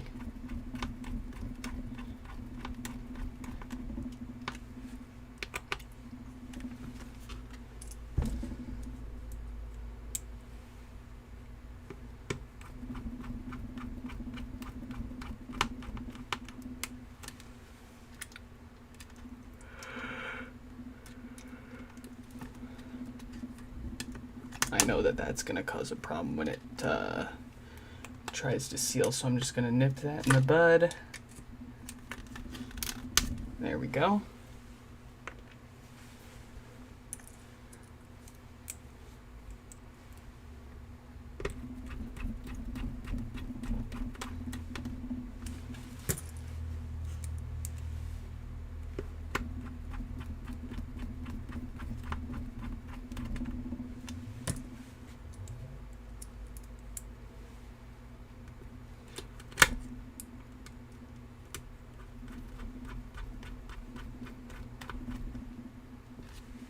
All right.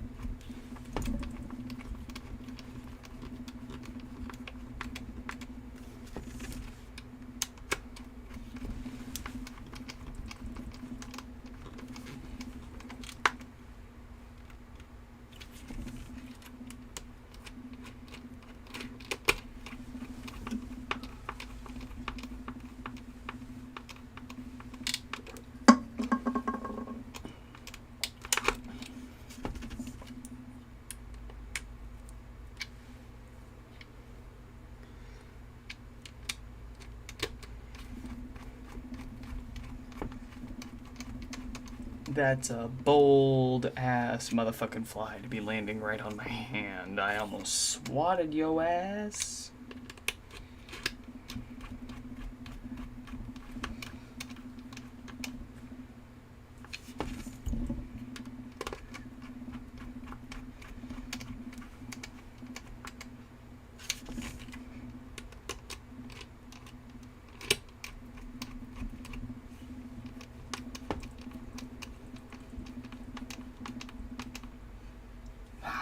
Okay.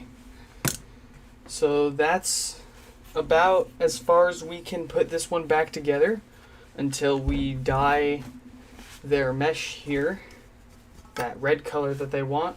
Again, I'll run out tomorrow, try to find some red dye. If not, I'll order some, mail order some, and they're fine with waiting for that to show up so I can get their white mesh colored to this red.